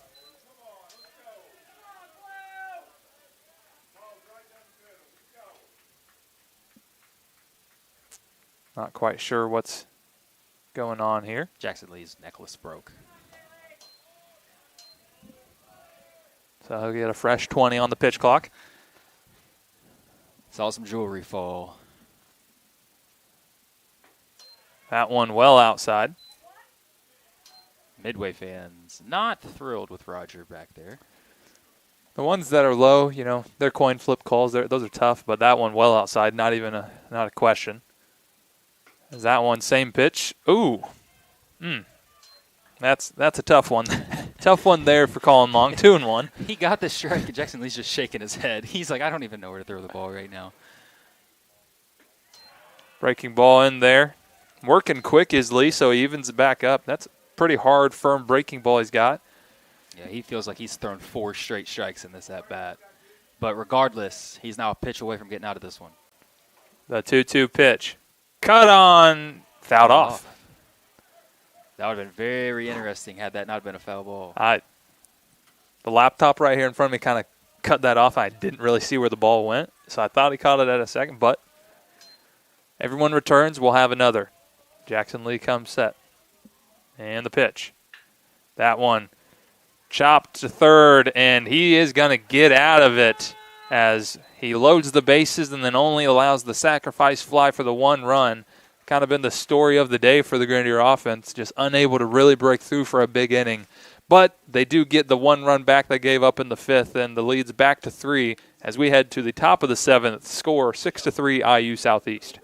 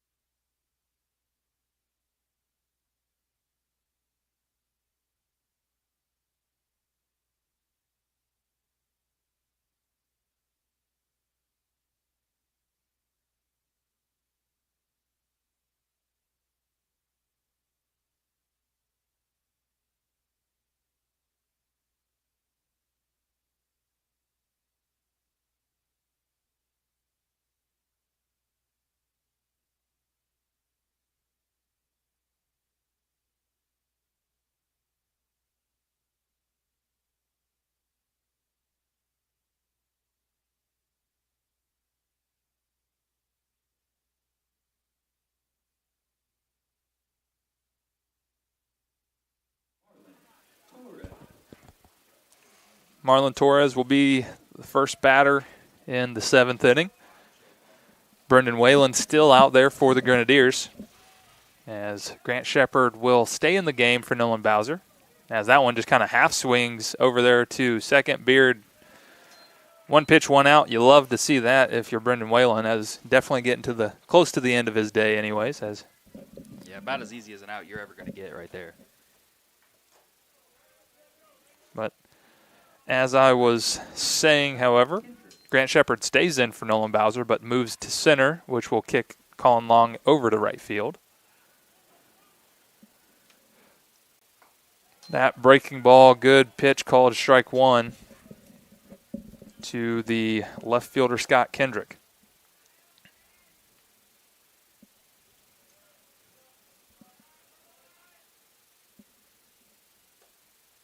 That one inside almost caught a piece of him, but Kendrick spins out of the way.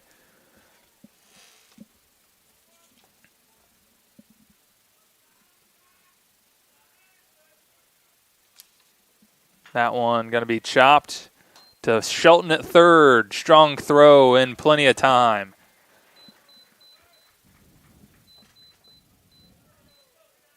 So 2 quick outs for Whalen. I'll bring up the 9-hole, Grant Stone.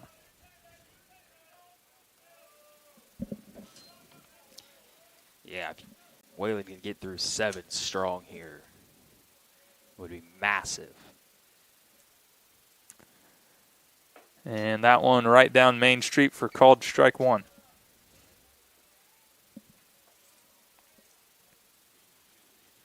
Back on, working quickly is Whalen.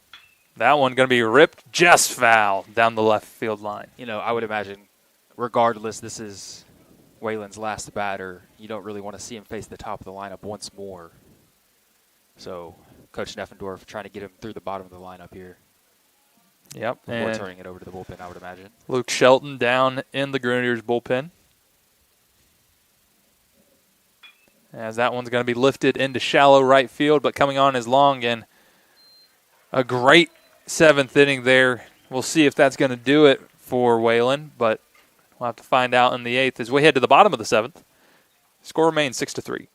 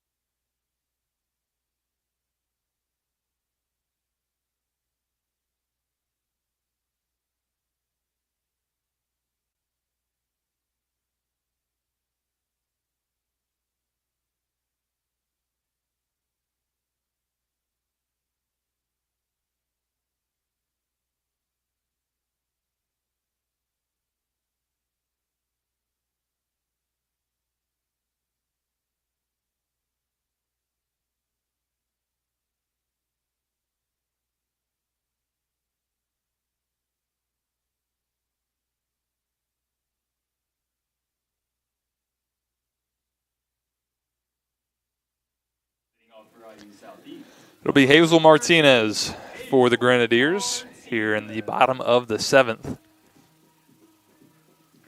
Jackson Lee still out there for Midway, as did a fantastic job, Logan, loading the bases and then no outs and only allowing just the 1 run. A unique inning, to say the least. As that one going to be fouled out of play by Martinez.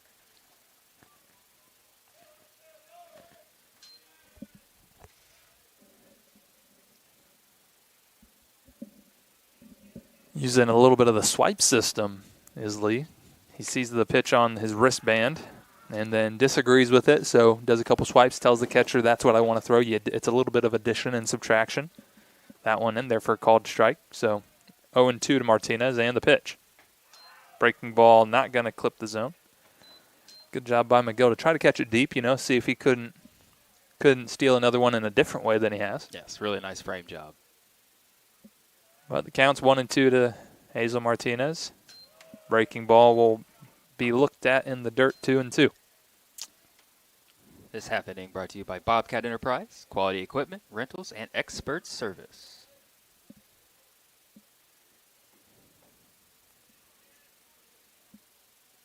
A pitch from Lee. Cut on and miss. Strike 3. So much better start to the 7th than the 6th for Jackson Lee. Number 12, Cole Reynolds. As that'll bring up the Grenadier shortstop, Cole Reynolds. We'd also like to thank Sunrise Apartments. serving IUS students and community. That one's going to be high.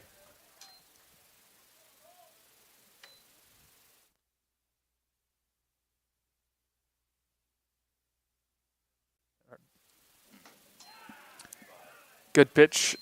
That one going to be a called strike.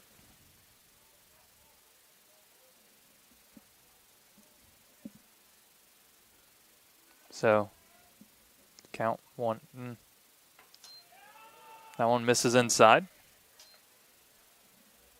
2 balls and a strike is the count.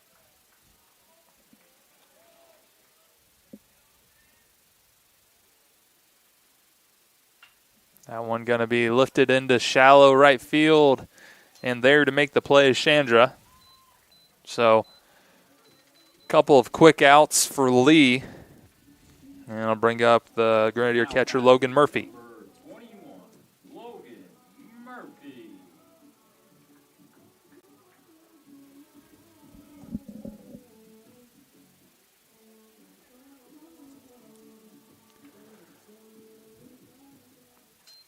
Murphy 2 for 2 and a hit by pitch.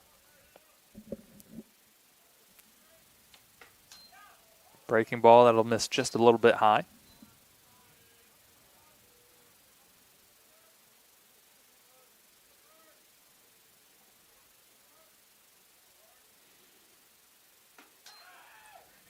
That one gets a call.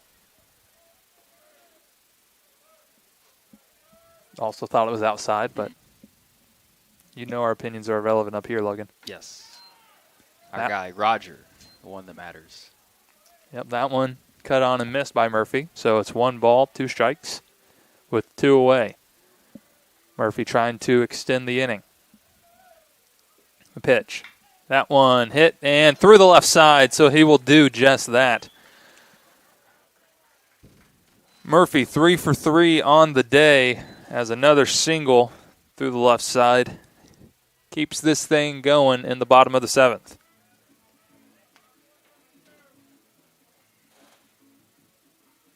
So Grissom will run again for him. Number 27, Grant Shepard. Seeing a lot of Jackson Grissom here in Game 1. Yeah, no doubt about that. And he's off and running. Heck of a jump there. But a Even great better throw by throw. McGill. Wow. So that's quickly going to retire the inning. And we'll head to the top of the 8th. Score remains 6-3 IU Southeast.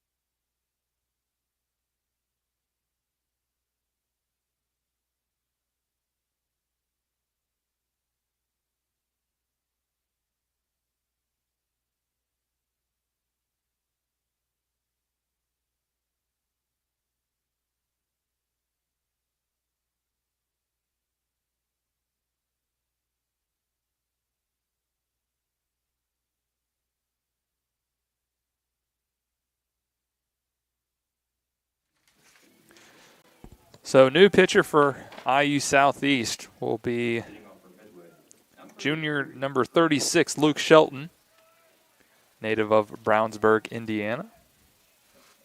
Shelton, a guy the Grenadier team has talked about quite frequently as one of the better arms in the bullpen. Comes in numbers. This is his 6th appearance. He's thrown in 4 2/3 innings. ERA sitting a little above 9. So looking to find his form early in the year. And he's looking to find his form here as well, as the first 2 pitches to Grant Hotchkiss are going to miss for balls, so it's 2-0. That'll close the book on Brendan Whalen, who did a great job today, going 7 strong, 5 hits scattered across the 3 runs, just the 1 strikeout to 2 walks, but a lot of soft contact, ground ball machine, Brendan Whalen, some are saying, as that one is going to be thrown through the left side in the 6th hole, so leadoff base knock for Grant Hotchkiss. Now batting, number 4, Eli Glasgow. And it'll bring up the Eagle third baseman.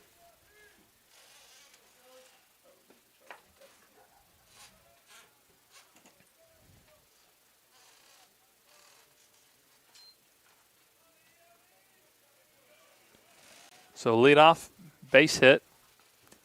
First hit of the weekend for Grant Hotchkiss. That one in there for a called strike.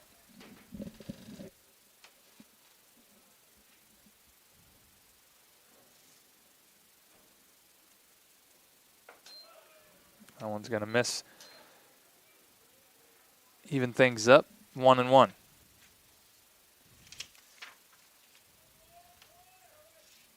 Hotchkiss is the team leader in stolen bases. But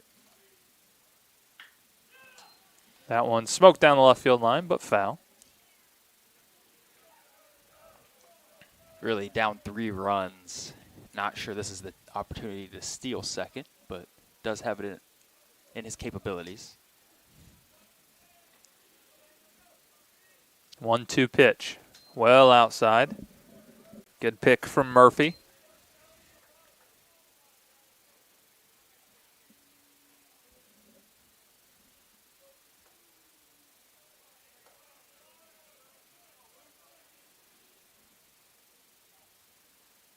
That one will miss high. So count runs full to Glasscock. Here the Grenadiers looking for the first out, trying to preserve the lead, like you said. Shelton trying to really get his footing, and off goes the stolen base. Threat, strikeout, throw out. A quick there retirement for the Grenadiers. You couldn't draw that up any better. Strike him out, throw him out. Yeah, and it's interesting, too, because the throw beat him, but I think Roger called batter's interference as well. So, regardless. So, Hotchkiss going to be cut down, trying to steal second, and Glasscock will go down on strikes, swinging.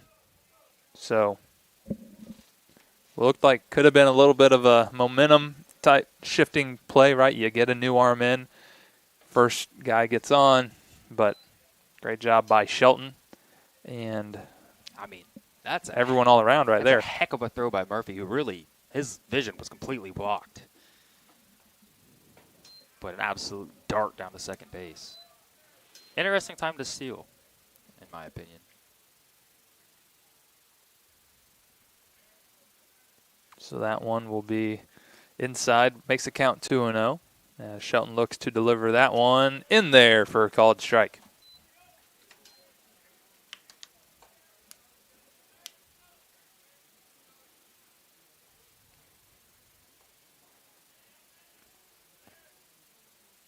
Uh, 2-1. Oh, that one's going to miss well high.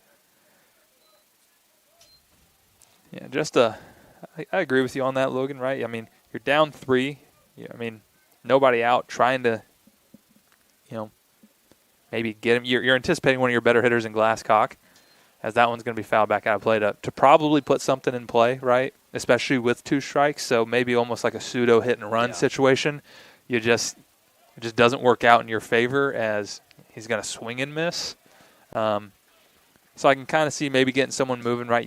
You're getting late here. We're in the 8th, 3-run lead, or 3-run deficit if you're Midway, right?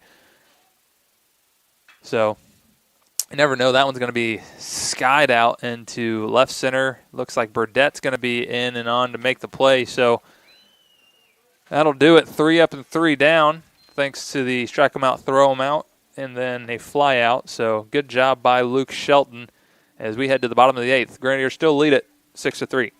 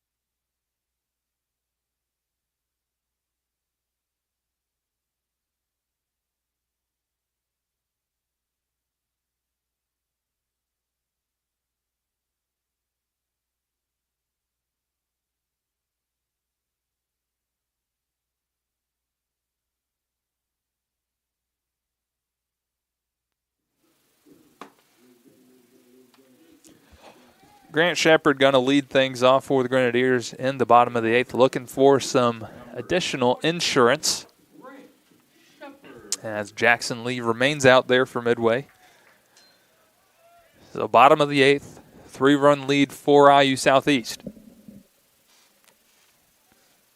Would love to make this a not save situation. And that one's going to miss just outside. So Shepard begins this one ahead in the count. Yeah, Shepard hitting .355. So he's in that rotation of outfielders the Grenadiers have. I'd say probably the second best defensive outfielder on the team behind Colin Long. You know, he's got to be a pretty good defender to move Colin Long from center to right field. So that's very true. But as you said, hitting .350, handles the stick pretty well as well. Yeah, got a decent chunk of playing time last year, of course. As a true freshman, yeah. Had a heck of an outfield player of the year out there in Mason White. But he got some looks. And that one going to get the call. Yeah. I am not going to begin to guess where the strike zone is. 3 balls and a strike. Shepard will watch that one as well. That one, more your traditional strike, in the zone over the plate. I do believe that is a rule. It has to be in the zone. I don't know if it has to be a rule necessarily. The ever-changing zone, I should say. But that one called strike 3. So Jackson Lee, the beneficiary of an expanded strike zone on the first early in that at bat, but those last 2 ones were very competitive, good pitches in the zone. Brings up Ethan Burdett. That one's going to be smoked down the third baseman. Glasscock gets it, throws, but not going to be in time. A good job to saved extra bases for sure by knocking that down, but that'll be an infield hit for Burdett, his 4th single of the game.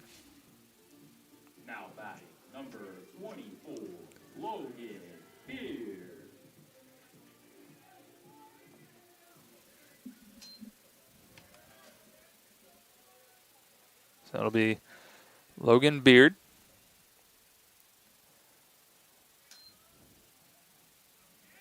Beard comes into this plate appearance 2 for 4. Pair of singles and a couple RBIs today. And it feels like he's been quiet. It's crazy to say. That one fouled right back. Could have framed that one, I believe, Kyle. Not going to lie, I'm usually ready for that one. I was looking down, was not quite prepared, so that one's on me. Got to be better.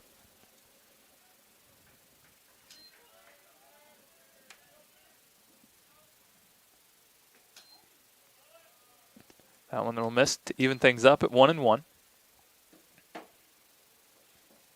So we got Ethan Burdett over there at first base. Logan Beard trying to extend the lead for IU Southeast. As that one will be in there, called strike 2.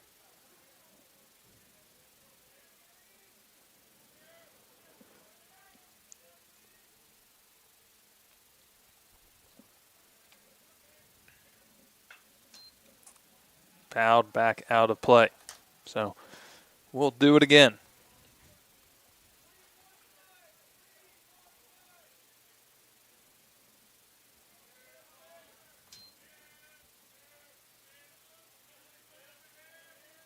Jackson Lee swipes once. We'll see what he's going with. The 1-2 pitch. That'll be fouled off the handle and back over the press box. So Beard not going down quietly, putting up a pretty good fight.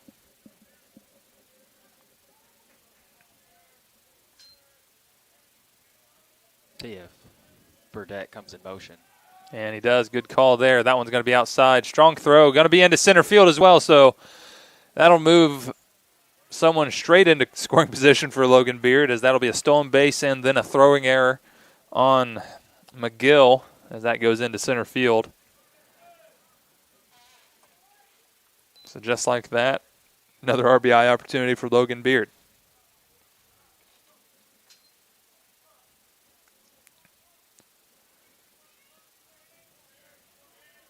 Infield creeping in. As they would love to keep this just a 3-run game. Power breaking ball misses outside to run it full.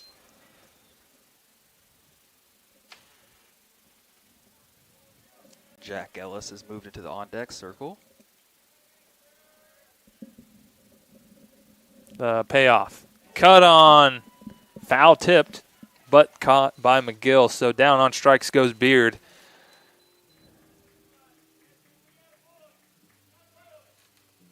Now batting, number 10, Jack Ellis. That'll bring up, like you said, pinch hitting in the DH spot is Jack Ellis.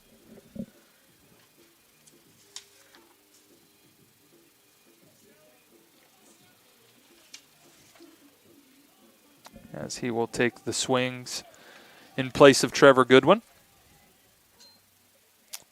Ellis, a .250 hitter. Saw him start last night.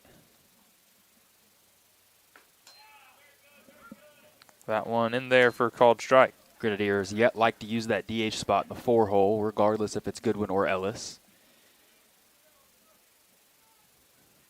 Neffendorf goes to Ellis in this RBI situation. That one will miss off the plate, evens it up 1-1. You know, Goodwin came up in this situation a couple of times today, had a couple routine pop-ups. So, yeah, did have that single, the RBI single in the first, but then flew out to the shortstop and then fouled out to the catcher around ground out to the second baseman. So maybe just trying to get a different look is Brett Neffendorf. So after the foul ball, count 1-2. The pitch from Lee. Fouled off. We'll do it again.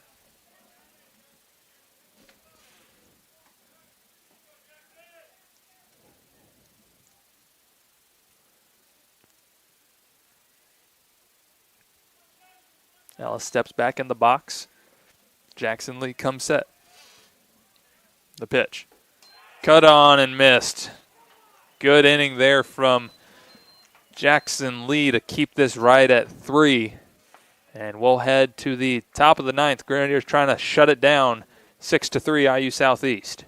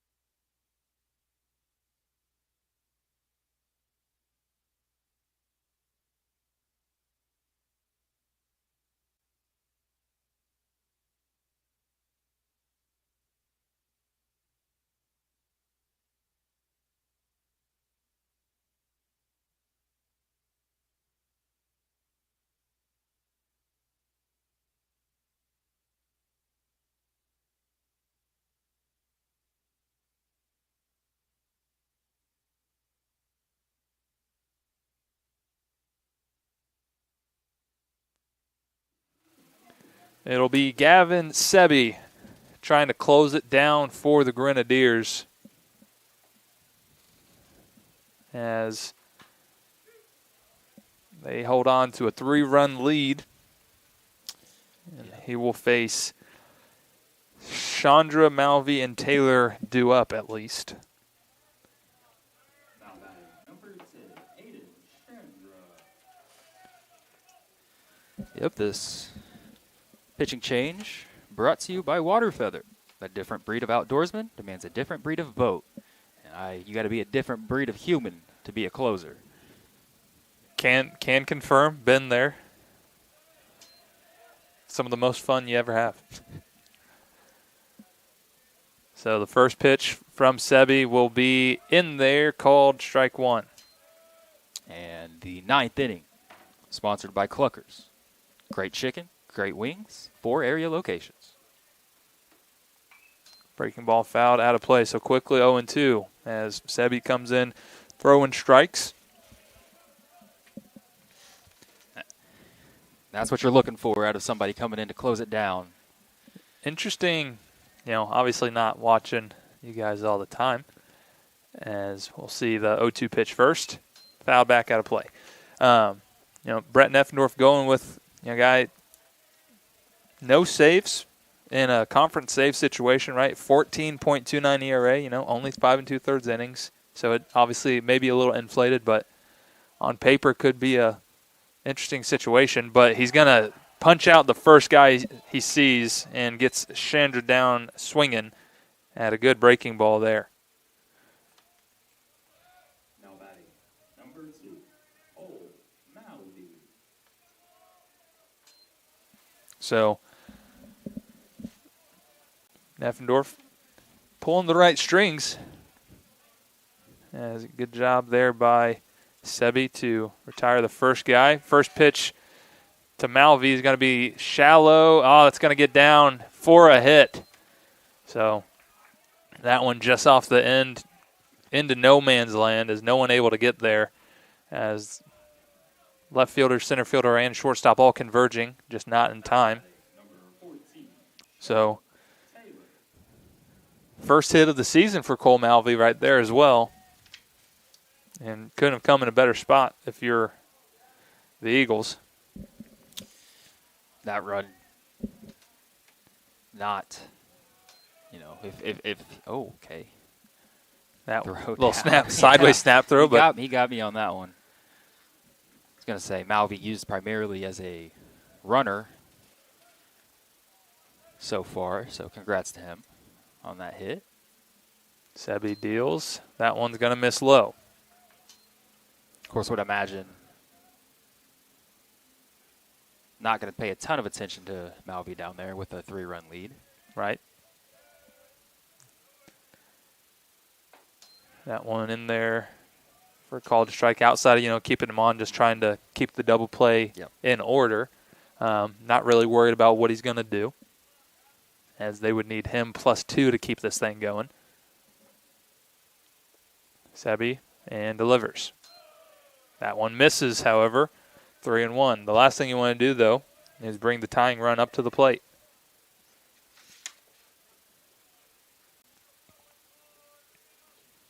Sebi has his sign and comes set. The pitch. That one's off the end and into left field, and that's going to be back-to-back base knocks for Midway. And they do just that and bring the tying run up to the plate in the form of Marlon Torres. Now batting number 16, Marlon Torres.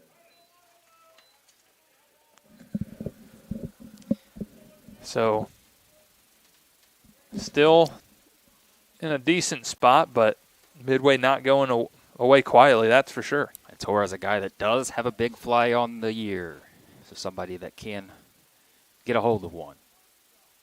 And the first pitch to him in there, taken all the way, was Torres, but he takes strike one. Has hit into a double play this year, though. Grenadiers would love one of those right now. Yeah, not the hardest hit singles in the world, but they're singles nonetheless. And just like that, that's going to be a chance for the double player. Oh, bad grounded. hop. bounced above Reynolds, and that's going to score a run. And now runners on the corners for Midway as almost tailor-made, but just how we had that happen to Glasscock at third earlier in the game. That hits the edge of the grass and just bounces right over Reynolds. Didn't even have a chance. So we're going to have a runner. It appears it's going to be number 11. That would be Carlos Canales taking over at first base for Torres. As the tying run on first base now. Now batting number 9, Scott Kendrick. So 3 singles in a row. None of them, like you said, hit particularly hard. That one a little more well struck, but was going right into double play territory before it took that bounce. I wonder here, putting Canales in, he's tied for the team lead in stolen bases. Wonder if they try to eliminate the double play. A massively important run over there, though. Yep, that one misses somehow. Not quite sure where that one missed, but 1-1. Yeah, that's a tough situation. You know, it depends on how much head coach Luther Bramblett wants to gamble, because you run the risk of the tying run not being on base if he gets cut down, right? Exactly. Murphy with a good arm has shown that he can, throw guys out. I think most likely you're looking at him more just to be able to score on something in the gap, Exactly. right? But you can't rule out the stolen base. That one fouled back off the screen. So 2 balls and 2 strikes to Scott Kendrick. Sebi not able to find that put-away pitch to these batters.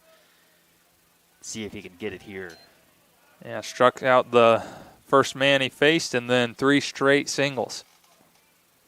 The pitch. That one's going to hit him. Loads the bases. So Midway dugout getting fired up, as not just do they have the tying run on, now in scoring position with the lead run on first base and just 1 out. Head coach Brett Neffendorf out to have a chat. We'll take a break as they're going to have a quick conversation.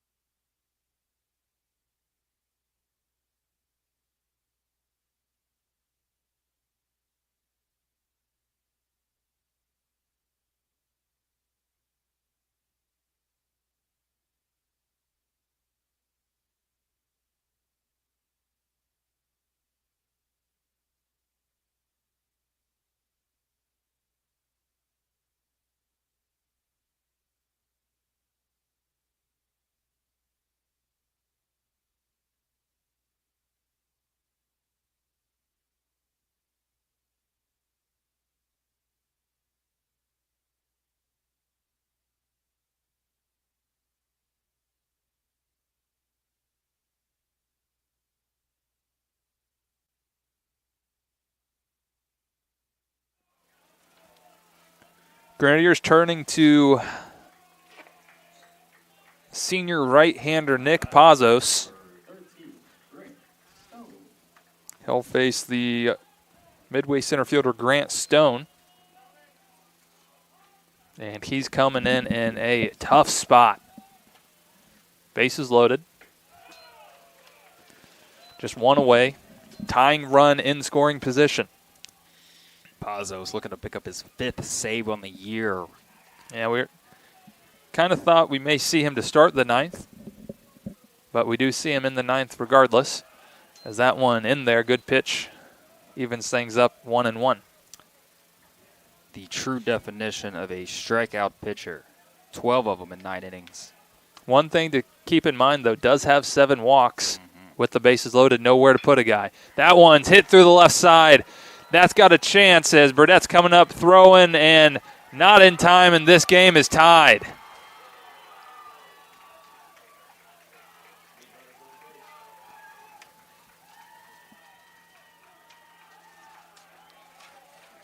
Midway refusing to die, and they're going to tie this up with 3 so far in the top of the 9th.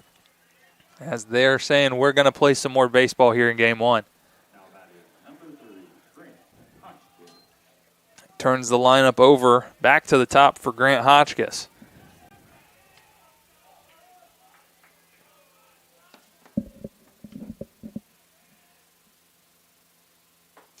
That one in there for a called strike. Yeah. Fascinating move there. Going to Sebi and not pauses to start the inning, and now you look up at the scoreboard, tied at 6. Brand new ball game. That one will miss low. But that's what we talked about all game. You know, it felt like the Grenadiers had their chances to extend that lead, and every single time the Midway defense came through, keeping them in it. And now all of a sudden, the go-ahead run in scoring position. Yeah, still just 1 out for Midway here in the top of the 9th. That one's going to catch a piece of Hotchkiss, so that'll load the bases.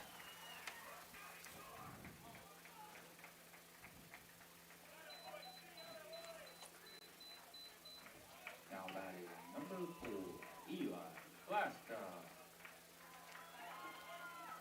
So Eli Glasscock struck out in his last at-bat, but gets another opportunity here. Looking to put Midway ahead for the first time in this game.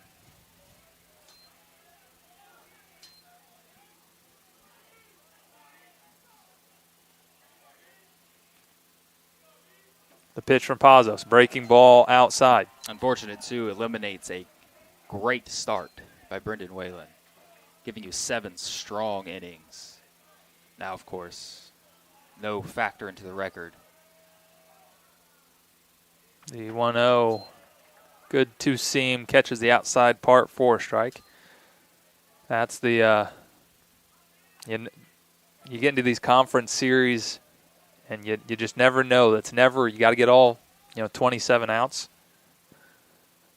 And that proves to be true here. That one's going to be lifted into right field. Pretty deep, though. That should get the run in, and it's going to. So that's going to be an RBI sac fly to take the lead for the first time here.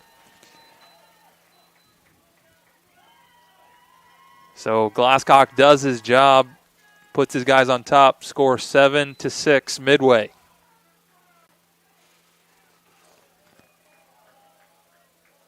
Now batting number 21, Barrett McGill.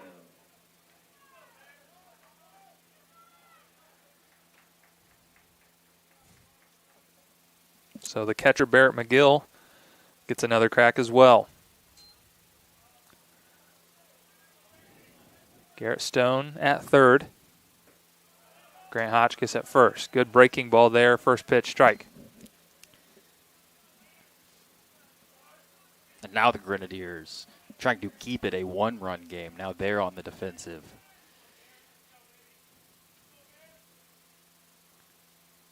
That one, strong fastball outside, doesn't get the call from Pazos. How the tides have turned.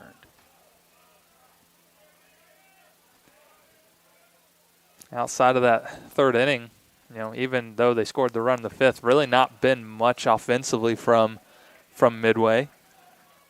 And they just kept hanging around. Good job by their pitchers, pitching staff, the defense, right, keeping them in it, giving them a chance, and they've struck for 4 here, obviously, to take the lead. But 1-2 pitch. Called strike 3. So Pazos gets them out of it, but not before Midway takes the lead, and we head to the bottom of the ninth with a chance to try to come back, hopefully walk them off, get it tied at least. So 7-6 Midway as we head to the bottom.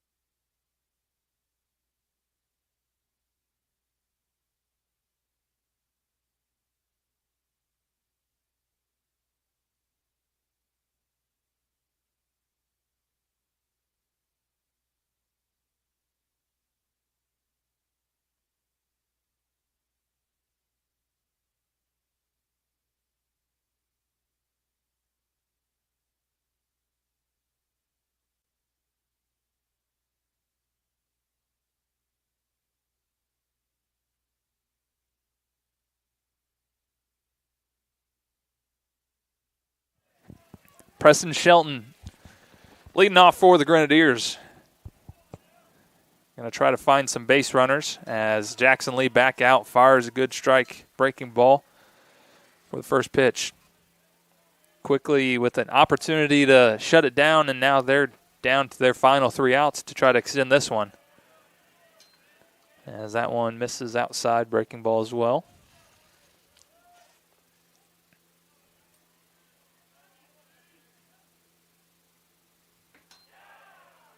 That one's going to miss just low. 2 balls and a strike to Preston Shelton.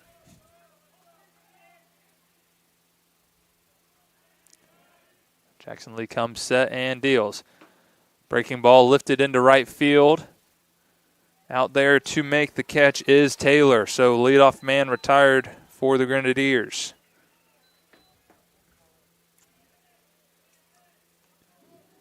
Now batting, number 22, Colin Long.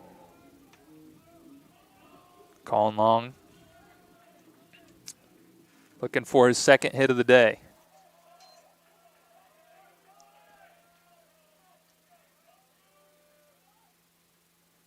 First pitch to Long, misses well high.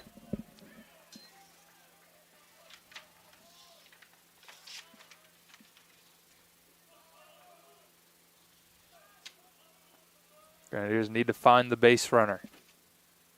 That one grounded to short, going to be a tough play as Long's busting down the line, and he's throw in time. Good strong throw from Torres. Retires Long, and it's quickly 2 outs. Now batting, number 13, Hazel Martinez.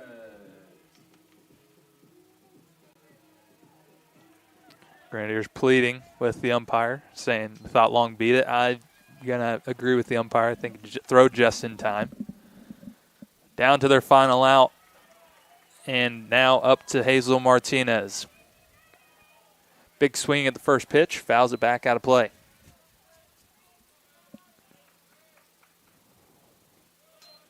That one in the dirt.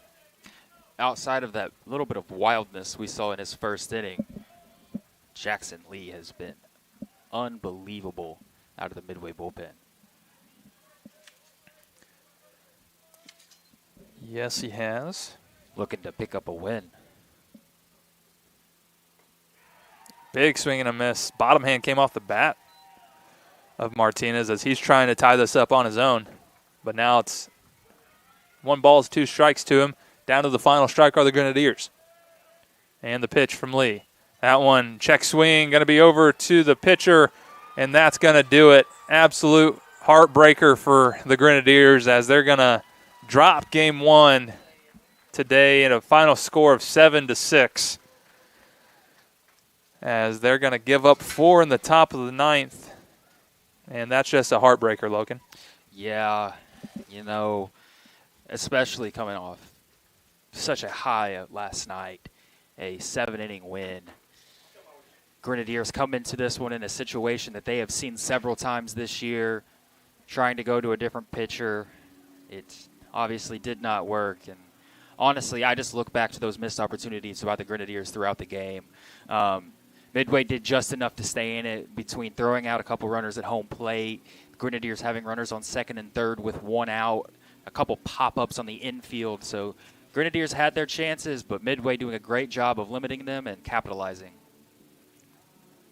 Yeah, look, just by a quick count, looks like Grenadiers left 14 guys on base, and that's just not the biggest recipe for success, especially when, like you said, Midway just kind of kept hanging around, did a good job, some good defense, some timely plays, and